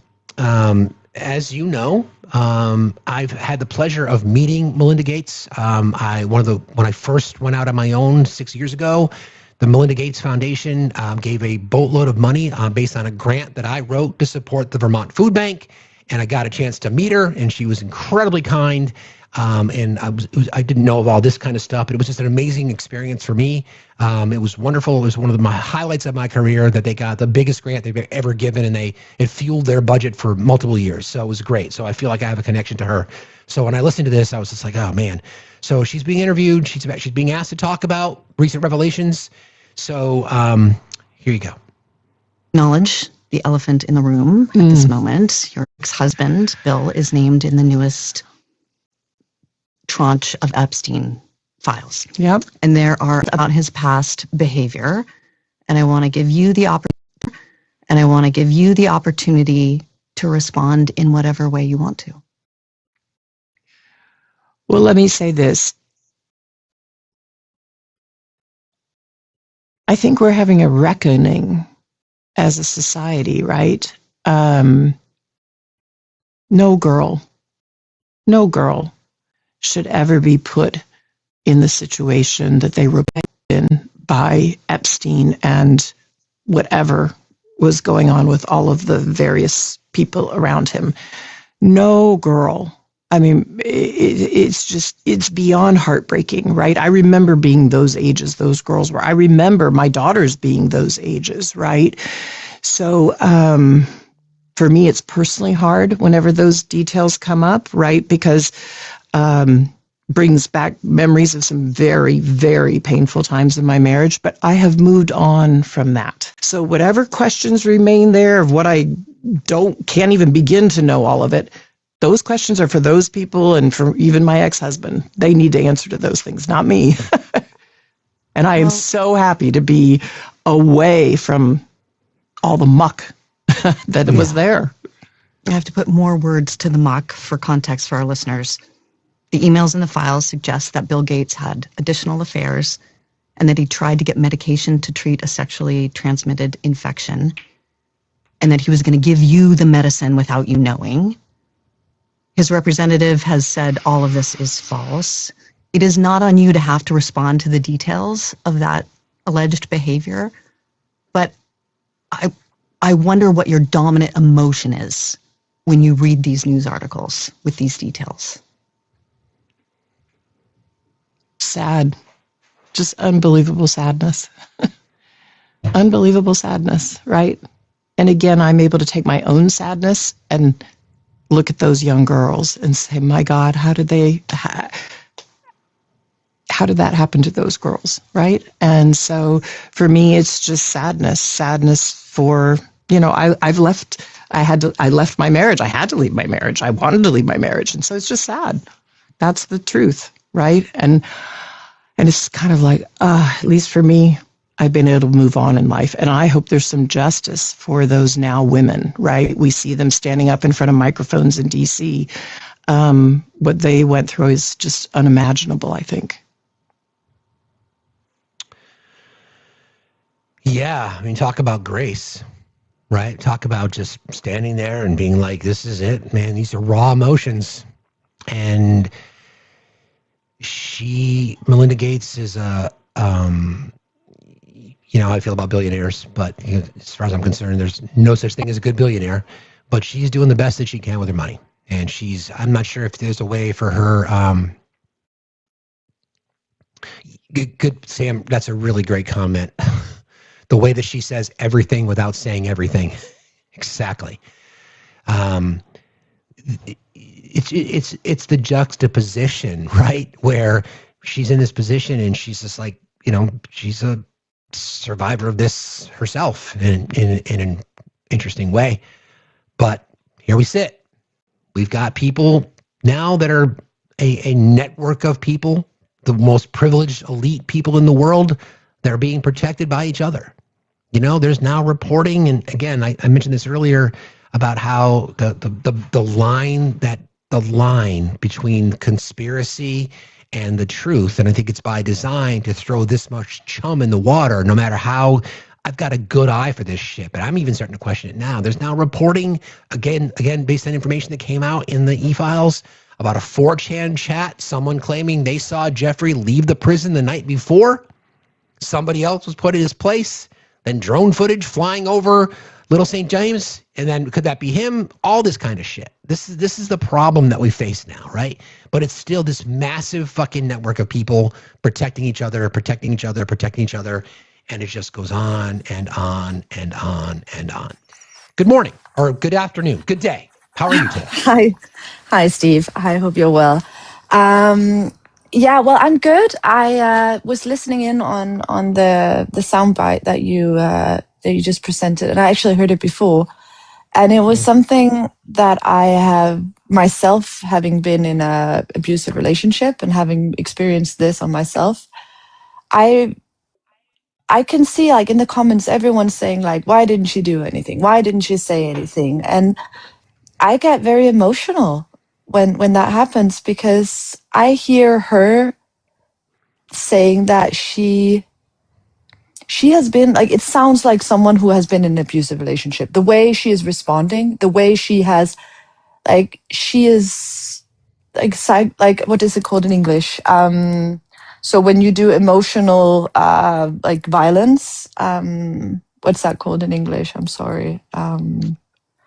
Like, there is, in Denmark, for example, you can get convicted for doing emotional violence, like psychological violence.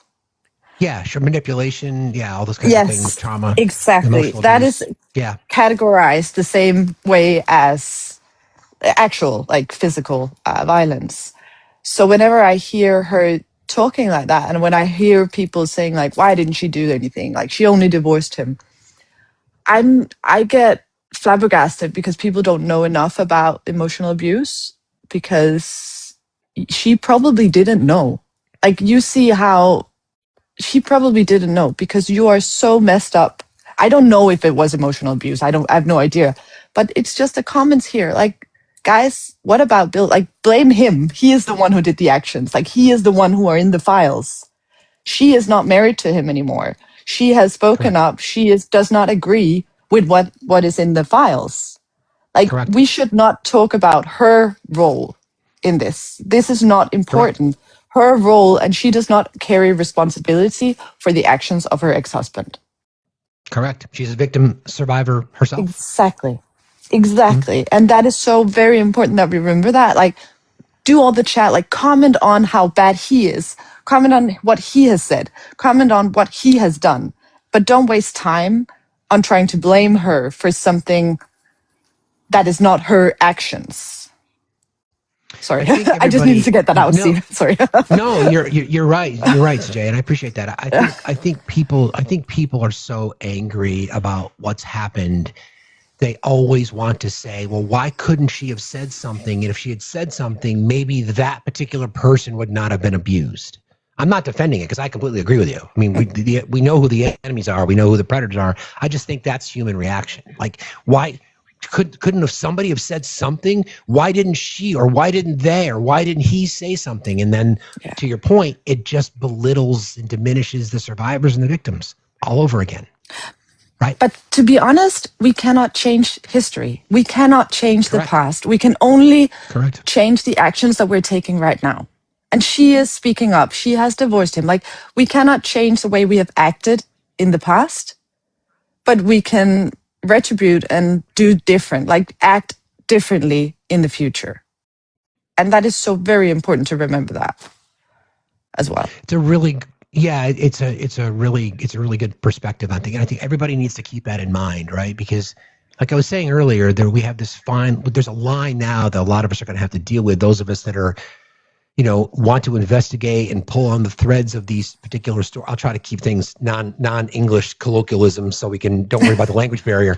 Thank you. But I'm not a conspiracy theorist by nature. I'm as far from it as you'll ever get. But there's so many things where conspiracies overlap the truth, and any conspiracy that's got any validity at all, there's always a sprinkling of the truth connected in there. And I think that's by design. The reason that they've thrown as much information as they have at us with all kinds of things overlapping. Yes, I know they have to follow the law, which they've still violated. But now we're in this place where how do we navigate through this? How do we make sure the survivors' voices are the ones that we focus on? How do we tell their stories without it becoming a conspiracy theory to chase? You know what I mean? Exactly. I know exactly what you mean. And I think, I don't know if you've been talking about this, Steve, already, but you should look at how Norway is reacting to the Epstein files. Because they are demanding that the crown prince gets divorced from Mette-Marit, his wife, and they want to overthrow the monarchy if he does not. Like 1,000-year-old monarchy, those are the consequences of the Epstein files in Norway. Interesting. We saw what happened to the former Prince Andrew, right? And now we're hearing people losing their lordships in the House of Commons and the House of Lords in the UK. So you're right. How the rest of the world is reacting to this is telling, right? Yes. It's very telling. Like they don't need a camera in the room, so to speak, Sinjay. What they've learned is enough for them to make these decisions. And the people do decide. So this is coming from the people of Norway.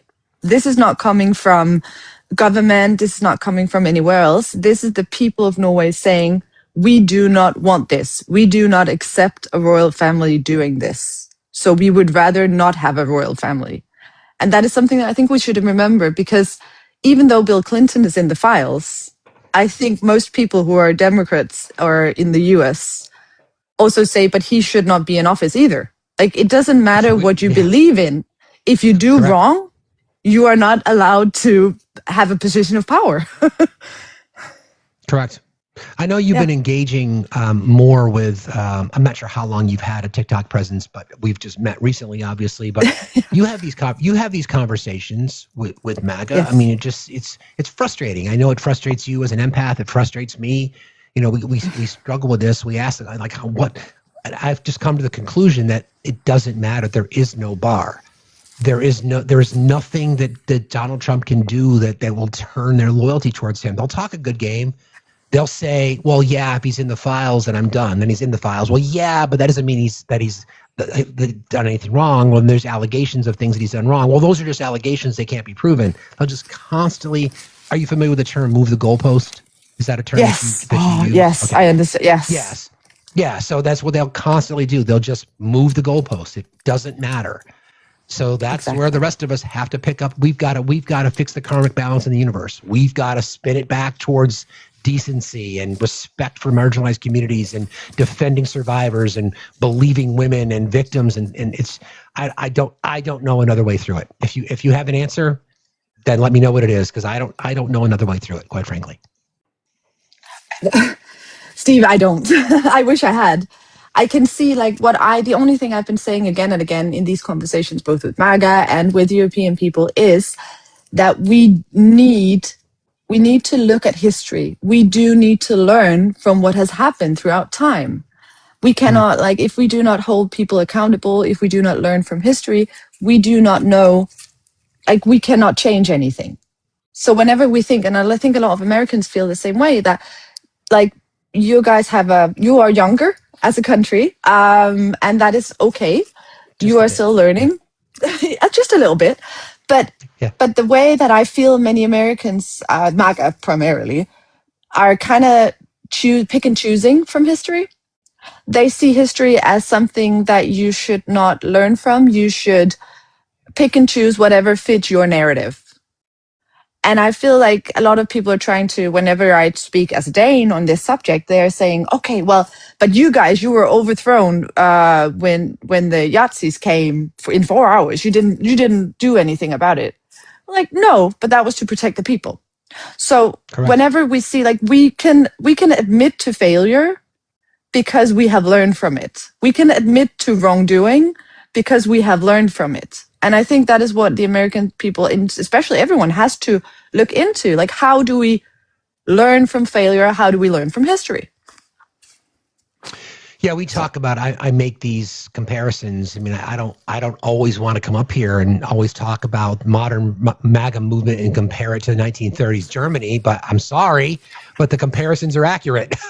You know, the rise of authoritarianism and the tenets of fascism, and why you go after the press and you go after the science and you go after the intellectuals and you go after the opposition, it tracks. That's why we study history. It's not like the MAGA movement doesn't necessarily want to pick and choose history. They want to rewrite it. They don't believe things happened. Like, they don't believe that the HCOST was such a big deal. They don't believe the fact that our country was founded on racism and white supremacy.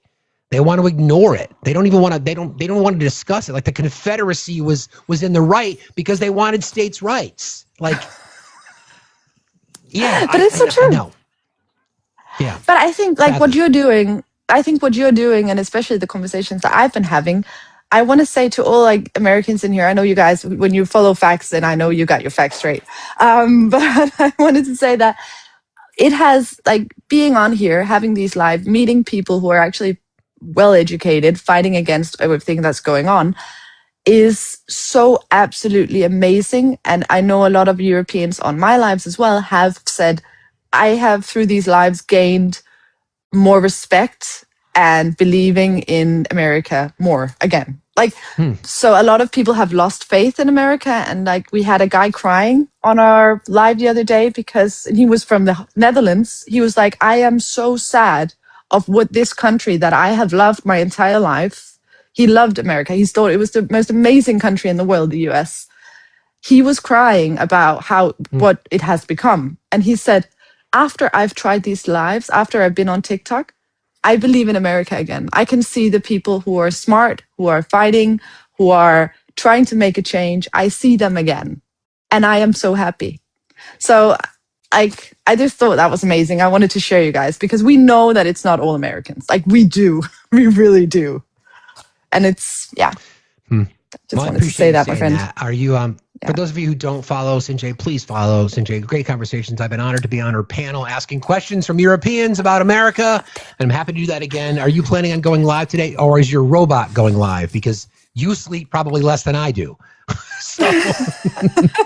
No. I'm actually off social media today, as you can see. Yeah, exactly. It's totally, you're not here. I've seen in the comments, they're like, Sinjay, you said you weren't online today. I'm like, but Steve was there. So, yeah, no, I will be going live, I think, tomorrow or the day after. I still don't, it's a bit new for me, all this. But thank you so much for all the love. And I loved having you on my panel. It was amazing. I really loved all the questions that you were answering there. So, and I love watching your lives. You very much. So thank you. Thank you. Thank you. I appreciate you very much. And I'll see you around the TikTok streets, as they say. Thank you very much. Have a good day. Most definitely. Take care. All right. Bye. Thank you.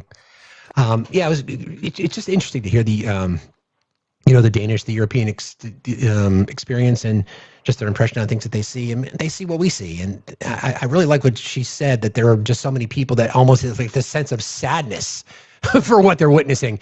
Listen, this is self-inflicted. We've earned this. This is who we are. We can no longer apologize for it. This is who we are. We've earned the scorn of the world because of who we've become. But I think people see past it. They see that there are good people out there fighting. Speaking of good people out there fighting, my friend Rusty. Good day, sir. How are you today? I am good. I thank you for bringing Sinjay up and introducing me to her. I just followed her.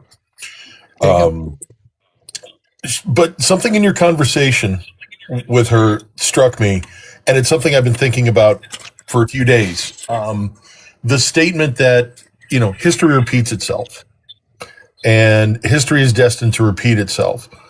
That's not the actual cliche. The cliche is those who do not learn from history are doomed to repeat it. People forget that first part. That's true. And they default to, oh, it's just going to repeat itself. No, dipshit, that's telling me you decided not to learn from history and you threw your hands up and you gave up. It's a really good point. I like when they talk about And how they you say froze. history. Sorry, did I really freeze? Oh, no, you're back now. You're back now. Okay, I think of it in terms of history rhyming, right? Because I think that's more appropriate. Yeah, you know, you and I continually every day. Our mind is. I don't know that there's a limit to my mind being boggled. I thought there would be. No, but my flabber can't be gasted anymore. Oh, I'm glad to hear her say that after, you know, from some of her followers, whatever, after viewing TikTok and Americans, that they have hope again for us. It's like, great. Can you give us some of that?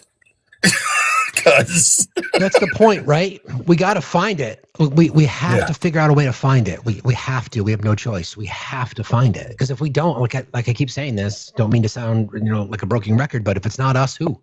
And if it's not now, when? I mean, we're all here. 342 million of us. This is our shit to clean up. Yep, agreed. And I saw a story this morning. I don't know if you talked about it or not. I love that the Nobel Committee has stuck in Donald Trump's craw once again by nominating, and it wasn't the committee, I don't know who did the nomination, but nominating Minneapolis for a Peace Prize. And I have a feeling Minneapolis is going to win. I would not be surprised. Something tells me. Yeah. Something tells me that Minneapolis is going to win the Nobel Peace Prize.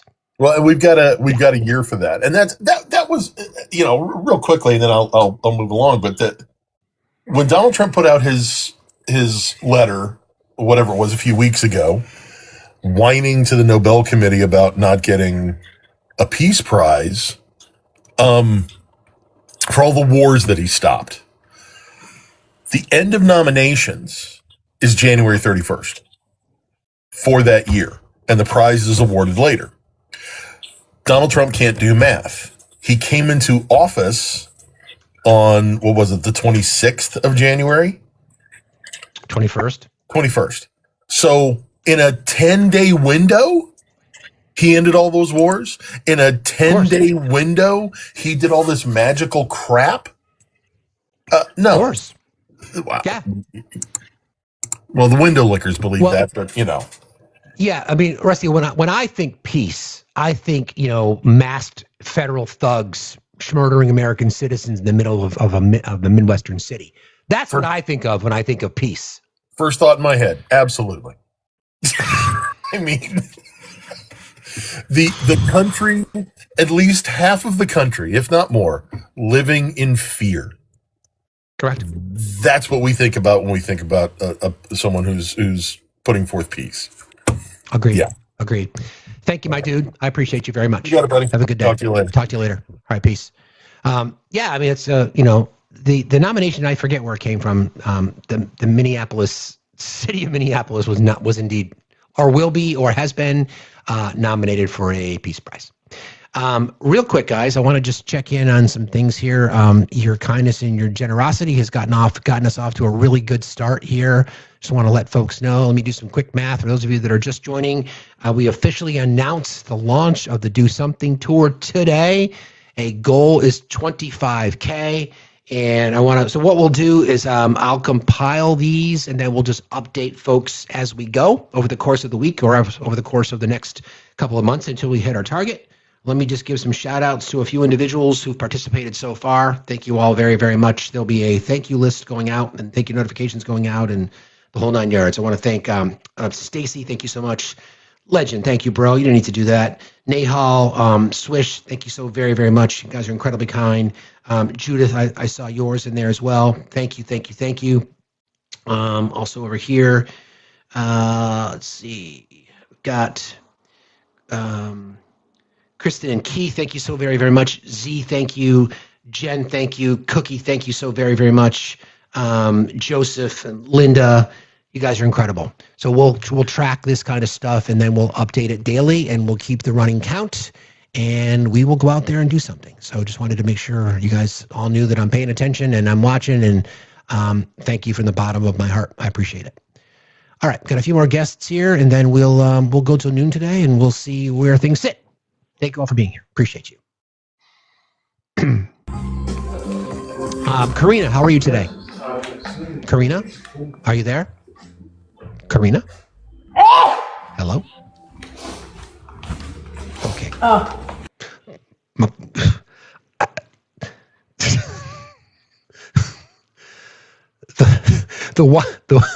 The watcher in me kind of wanted to stick around a little bit, but I decided not to. I'm just saying. If you know, you know. If you've seen my BDSM test, then you know. Sorry, I should have said that. Yes, I should have. Whatever. Hey, we can't laugh. We can't laugh, right? Can't laugh at ourselves. Who can we laugh at? Okay, just a few other things here, and again, it's a bit of a juxtaposition today because we're talking about hearing from Renee Good's family. We're hearing from the kindness of strangers and why it's important, and then we're hearing this just vile humanity. And I just want to make sure that we're not forgetting that there are people in this country that are just fueled by hatred. They're fueled by it, like it becomes part of who they are.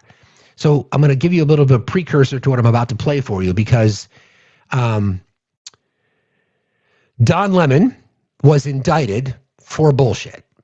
And the claim was violation of the FACE Act, entering a church facility, even though he went in there under accreditation of journalism. He was representing the press. He was given a tip. He followed the group that was doing it. He did nothing wrong. He did absolutely nothing wrong. Okay. And he's going to get away with this. In fact, in the indictment, they included language like that he was peppering a pastor with questions. In other words, working as a journalist. So if that's where we're going now, then of course we should be able to expect consistency, right? Because if somebody would be, and if there was a right-wing MAGA influencer, for example, and if they were going to churches and causing a commotion, then we would expect them to get indicted too, right? Yeah, no. So I'm going to first introduce you to Valentina Gomez. Okay? Valentina Gomez was recently on a panel with Piers Morgan. And I want you to hear who Valentina Gomez is first, before I play the context that I want to connect you to. So again, this is Valentina Gomez on Piers Morgan with a panel of people. And here you go. Morning, Piers, and since you didn't have the decency of introducing me correctly, I'll happily do it. Good morning to all of my beautiful people in England. Hello to all of my lads in the UK. Last time I was there, I had an amazing time. I'm Valentina Gomez. I will be the next congresswoman for the state of Texas, and I'm a warrior of the one true King Jesus Christ. And England and Piers, the United States and England was built by white Christian men that follow Jesus Christ, not by a bunch of Mohammeds. So let's get that cleared out right away. Right. You haven't answered my question. Why do you, if it was the other way around, you would be rightly outraged. Why do you think it's acceptable as somebody running for office in the United States to be so blatantly, why would you be so blatantly hateful towards one group of people? You call it hateful and bigotry and racist and all of that garbage. I call it the truth. America is a Christian nation. These Muslims come to Christian nations, burn our churches, rape our women, shoot our American soldiers point blank, killing one of them in broad daylight, then chanting Allahu Akbar. Piers, my brother is a National Guardsman. He literally puts himself on the line for this nation. So yes, these dirty Muslims have no place in America and have no place in England. But as you speak, you see, I'm just seeing a brazen Islamophobe. And people say that phrase doesn't exist. It doesn't. And I'm sure you find it funny, but I think you can make perfectly pertinent points about what's happened here without descending into such vile hatred towards an entire religion. And there are 5 million Muslims in the United States. Why would you want to categorize them in such a grotesque manner? Oh, and those 5 million Muslims should definitely go back to their 56 Muslim nations. And let's get something very clear right now in your little show, Piers. I don't fear the groomers. I don't fear the pedophiles. I don't fear the corrupt politicians. And I definitely do not fear. Let me bring in. Can I jump in here real quick? Yeah, you can. Yeah. Her name is Valentina Gomez, and then this gentleman is about to dunk on her. No. I mean, we should be clear about the fact. I mean, sure, Valentina is just a bigot, plain and simple, engages in the worst kinds of bigotry imaginable. But it's worth noting that she's fundamentally un-American because the American Constitution says that you cannot discriminate against people based on religion. That is pretty clear. And so she's engaging in an anti-American campaign in the name of protecting America, which is just irony beyond imagination. So, yes, she's a charlatan. She doesn't know what she's talking about. You can tell by looking at her that her IQ hovers around room temperature. To me, the real scandal is not engaging with her directly because she's beneath taking seriously. But the problem is with the GOP, that you have a major party in this country having a candidate running under its flagship, engaging in this kind of really incredibly hateful, incendiary rhetoric. Good morning, Pierre. Yeah, so that's Valentina Gomez. She is a hardcore MAGA Republican running for Congress in Texas. And now that you know who she is and what she stands for, this is the context comparison I wanted to relate to you, because she recently entered a church that supports the LGBTQI community. And this is what she had to say there. Jesus Christ is the way, the truth, and the life. Do not use his name in vain, because that's exactly what this church is doing. He's using his name in vain. This church is an abomination. All of you are an abomination. So can we expect charges against her? Isn't that the whole point? Are we not using the FACE Act to indict people? She's not even a journalist. She doesn't even have the cover of journalism, right? To protect her right of freedom of the press. Are you going to say that she's got freedom of speech? She can say what she wants? Okay, well, the First Amendment applies to freedom of speech and freedom of the press. So which is it? Which is it, Valentina? Valentina, I've already figured out a way to contact your office, and I will be. We're going to have a little chat, you and I, just out of curiosity. I might even decide to, I don't know, pay you a visit when I'm out on the road, just to say hello, just to check in. But I'm just curious, like if the balance is going to be that we're going to go after people who are, I don't know, stepping into church services to disrupt sermons, or MAGA, is it that this particular church is in support of humanity? Like this church, even though I'm not a fan of churches in general, they are open to people from all walks of life. They don't care who you love. They care about their fellow human. So it's a church, right? She went in. She wasn't invited in. Private property, right? Are we going to indict her for pestering a pastor with questions and then hailing insults? These people vote. Don't boo. Vote.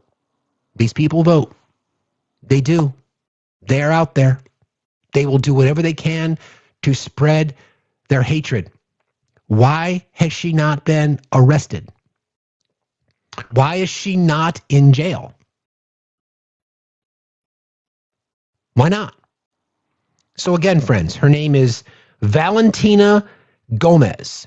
When you are talking or you are in spaces, if you decide you want to go up on a panel and somebody's talking about Don Lemon, then bring up Valentina Gomez's name and ask them, why is she not in jail?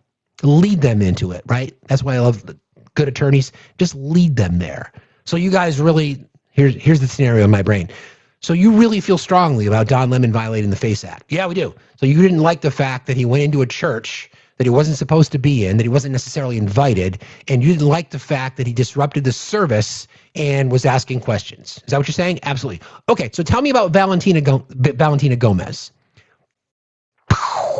First of all, they won't know who that is.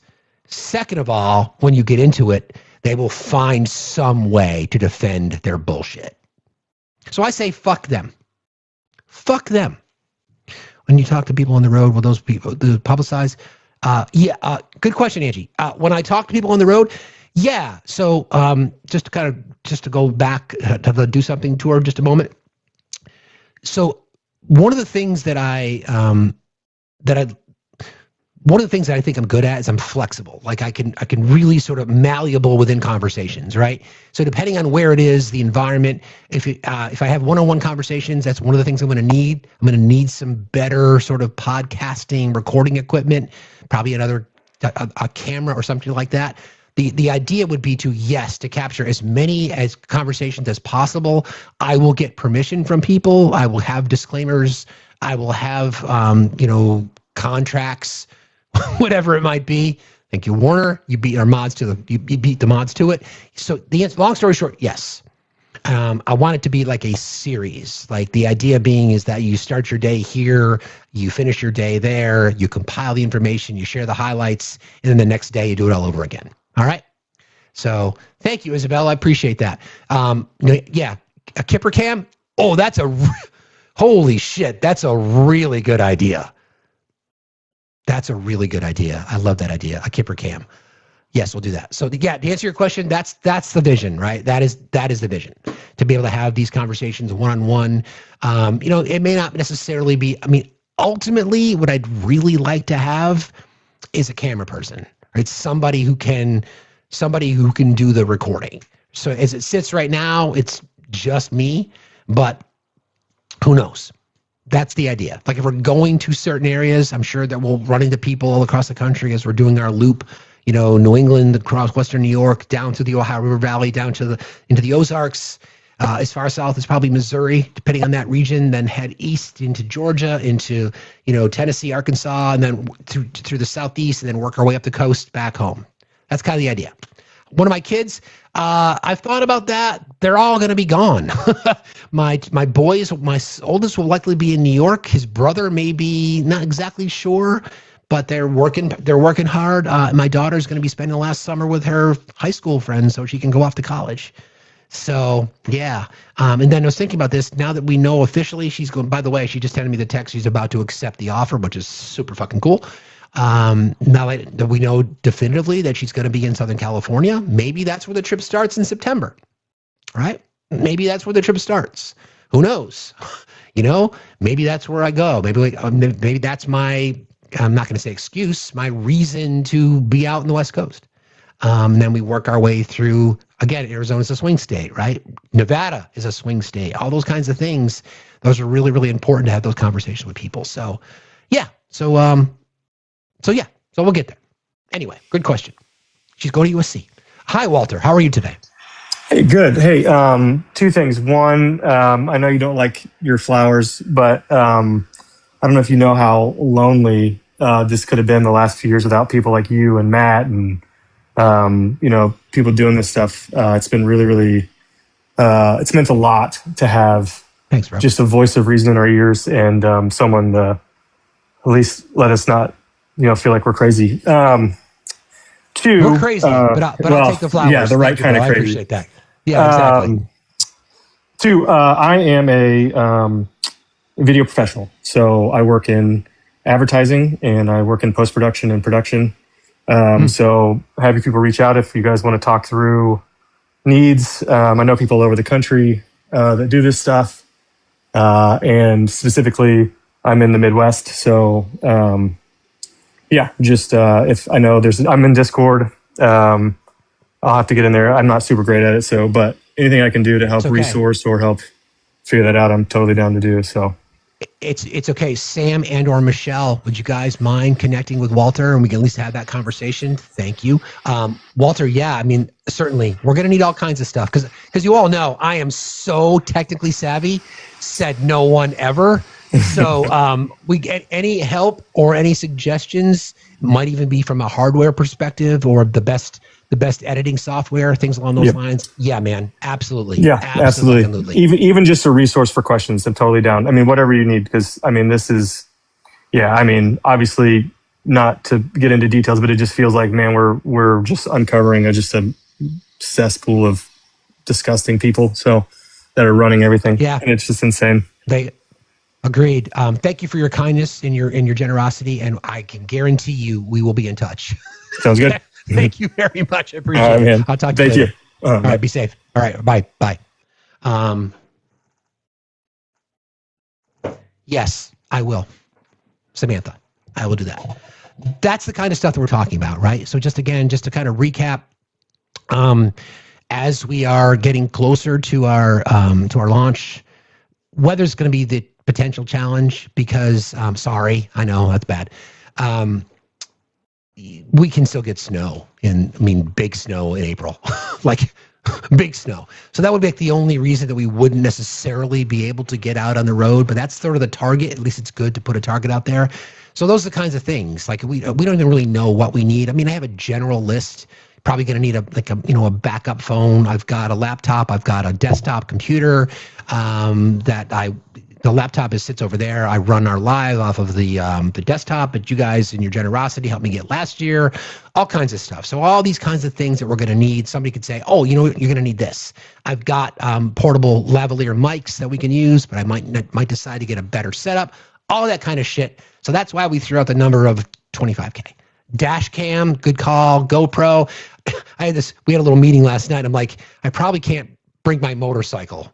And everybody looks at me like, no, you can't.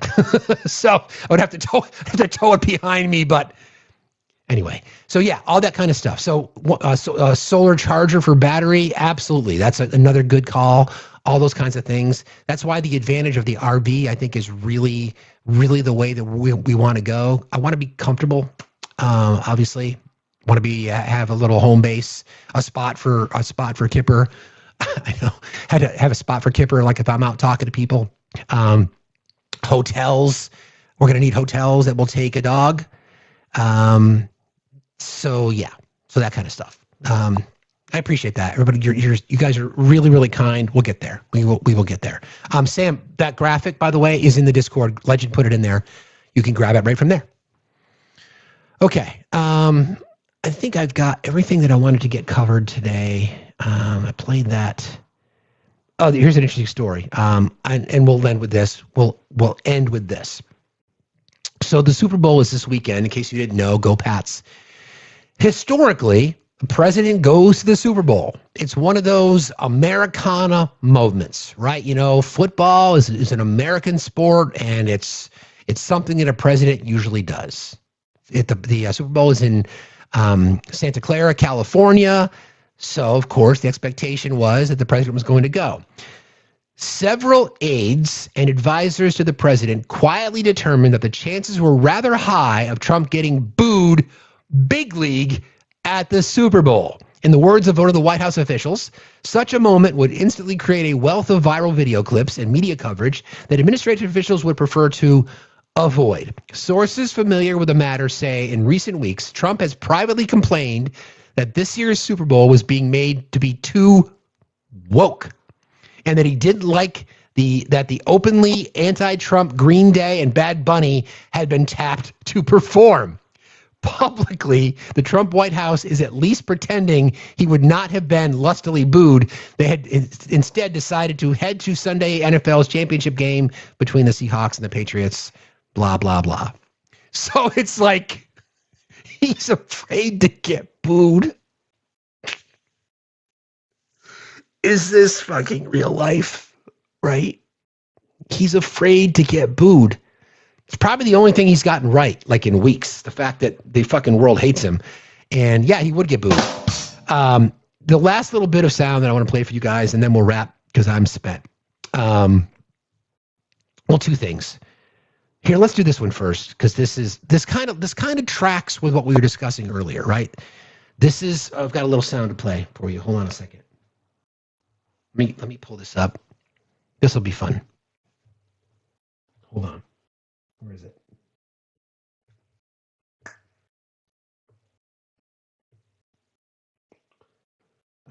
Here we go.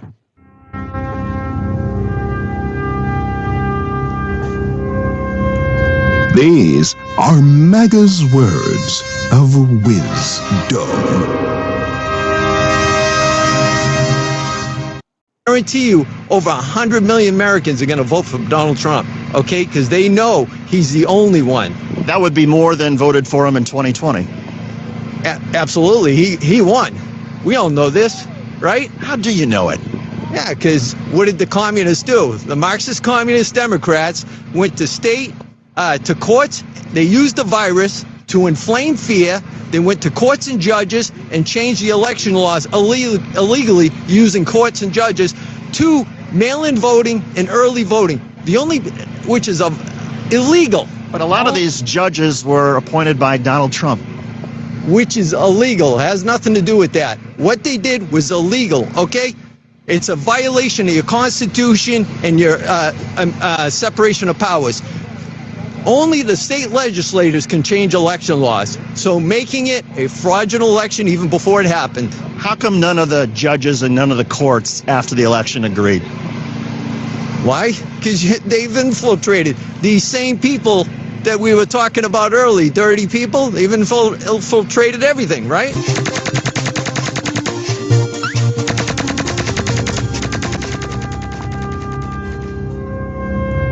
These are MAGA's words of wisdom.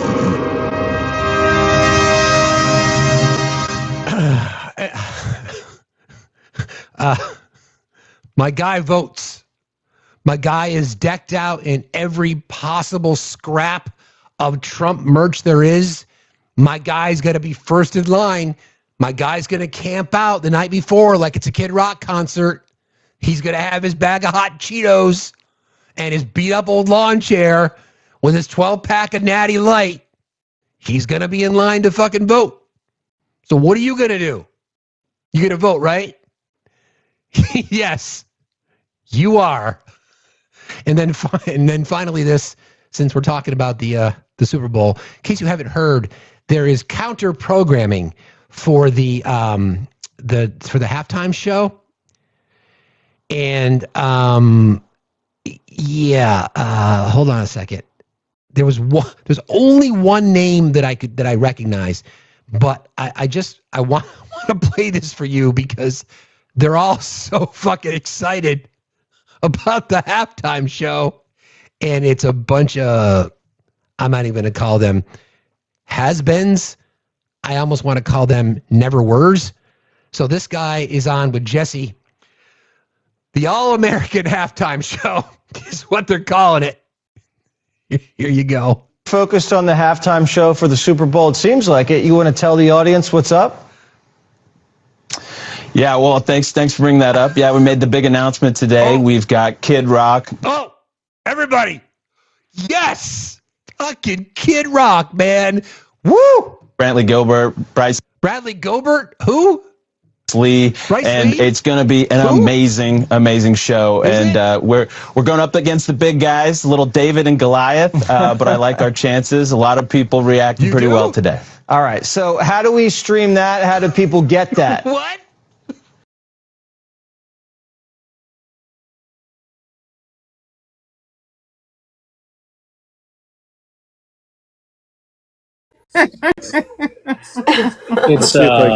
It means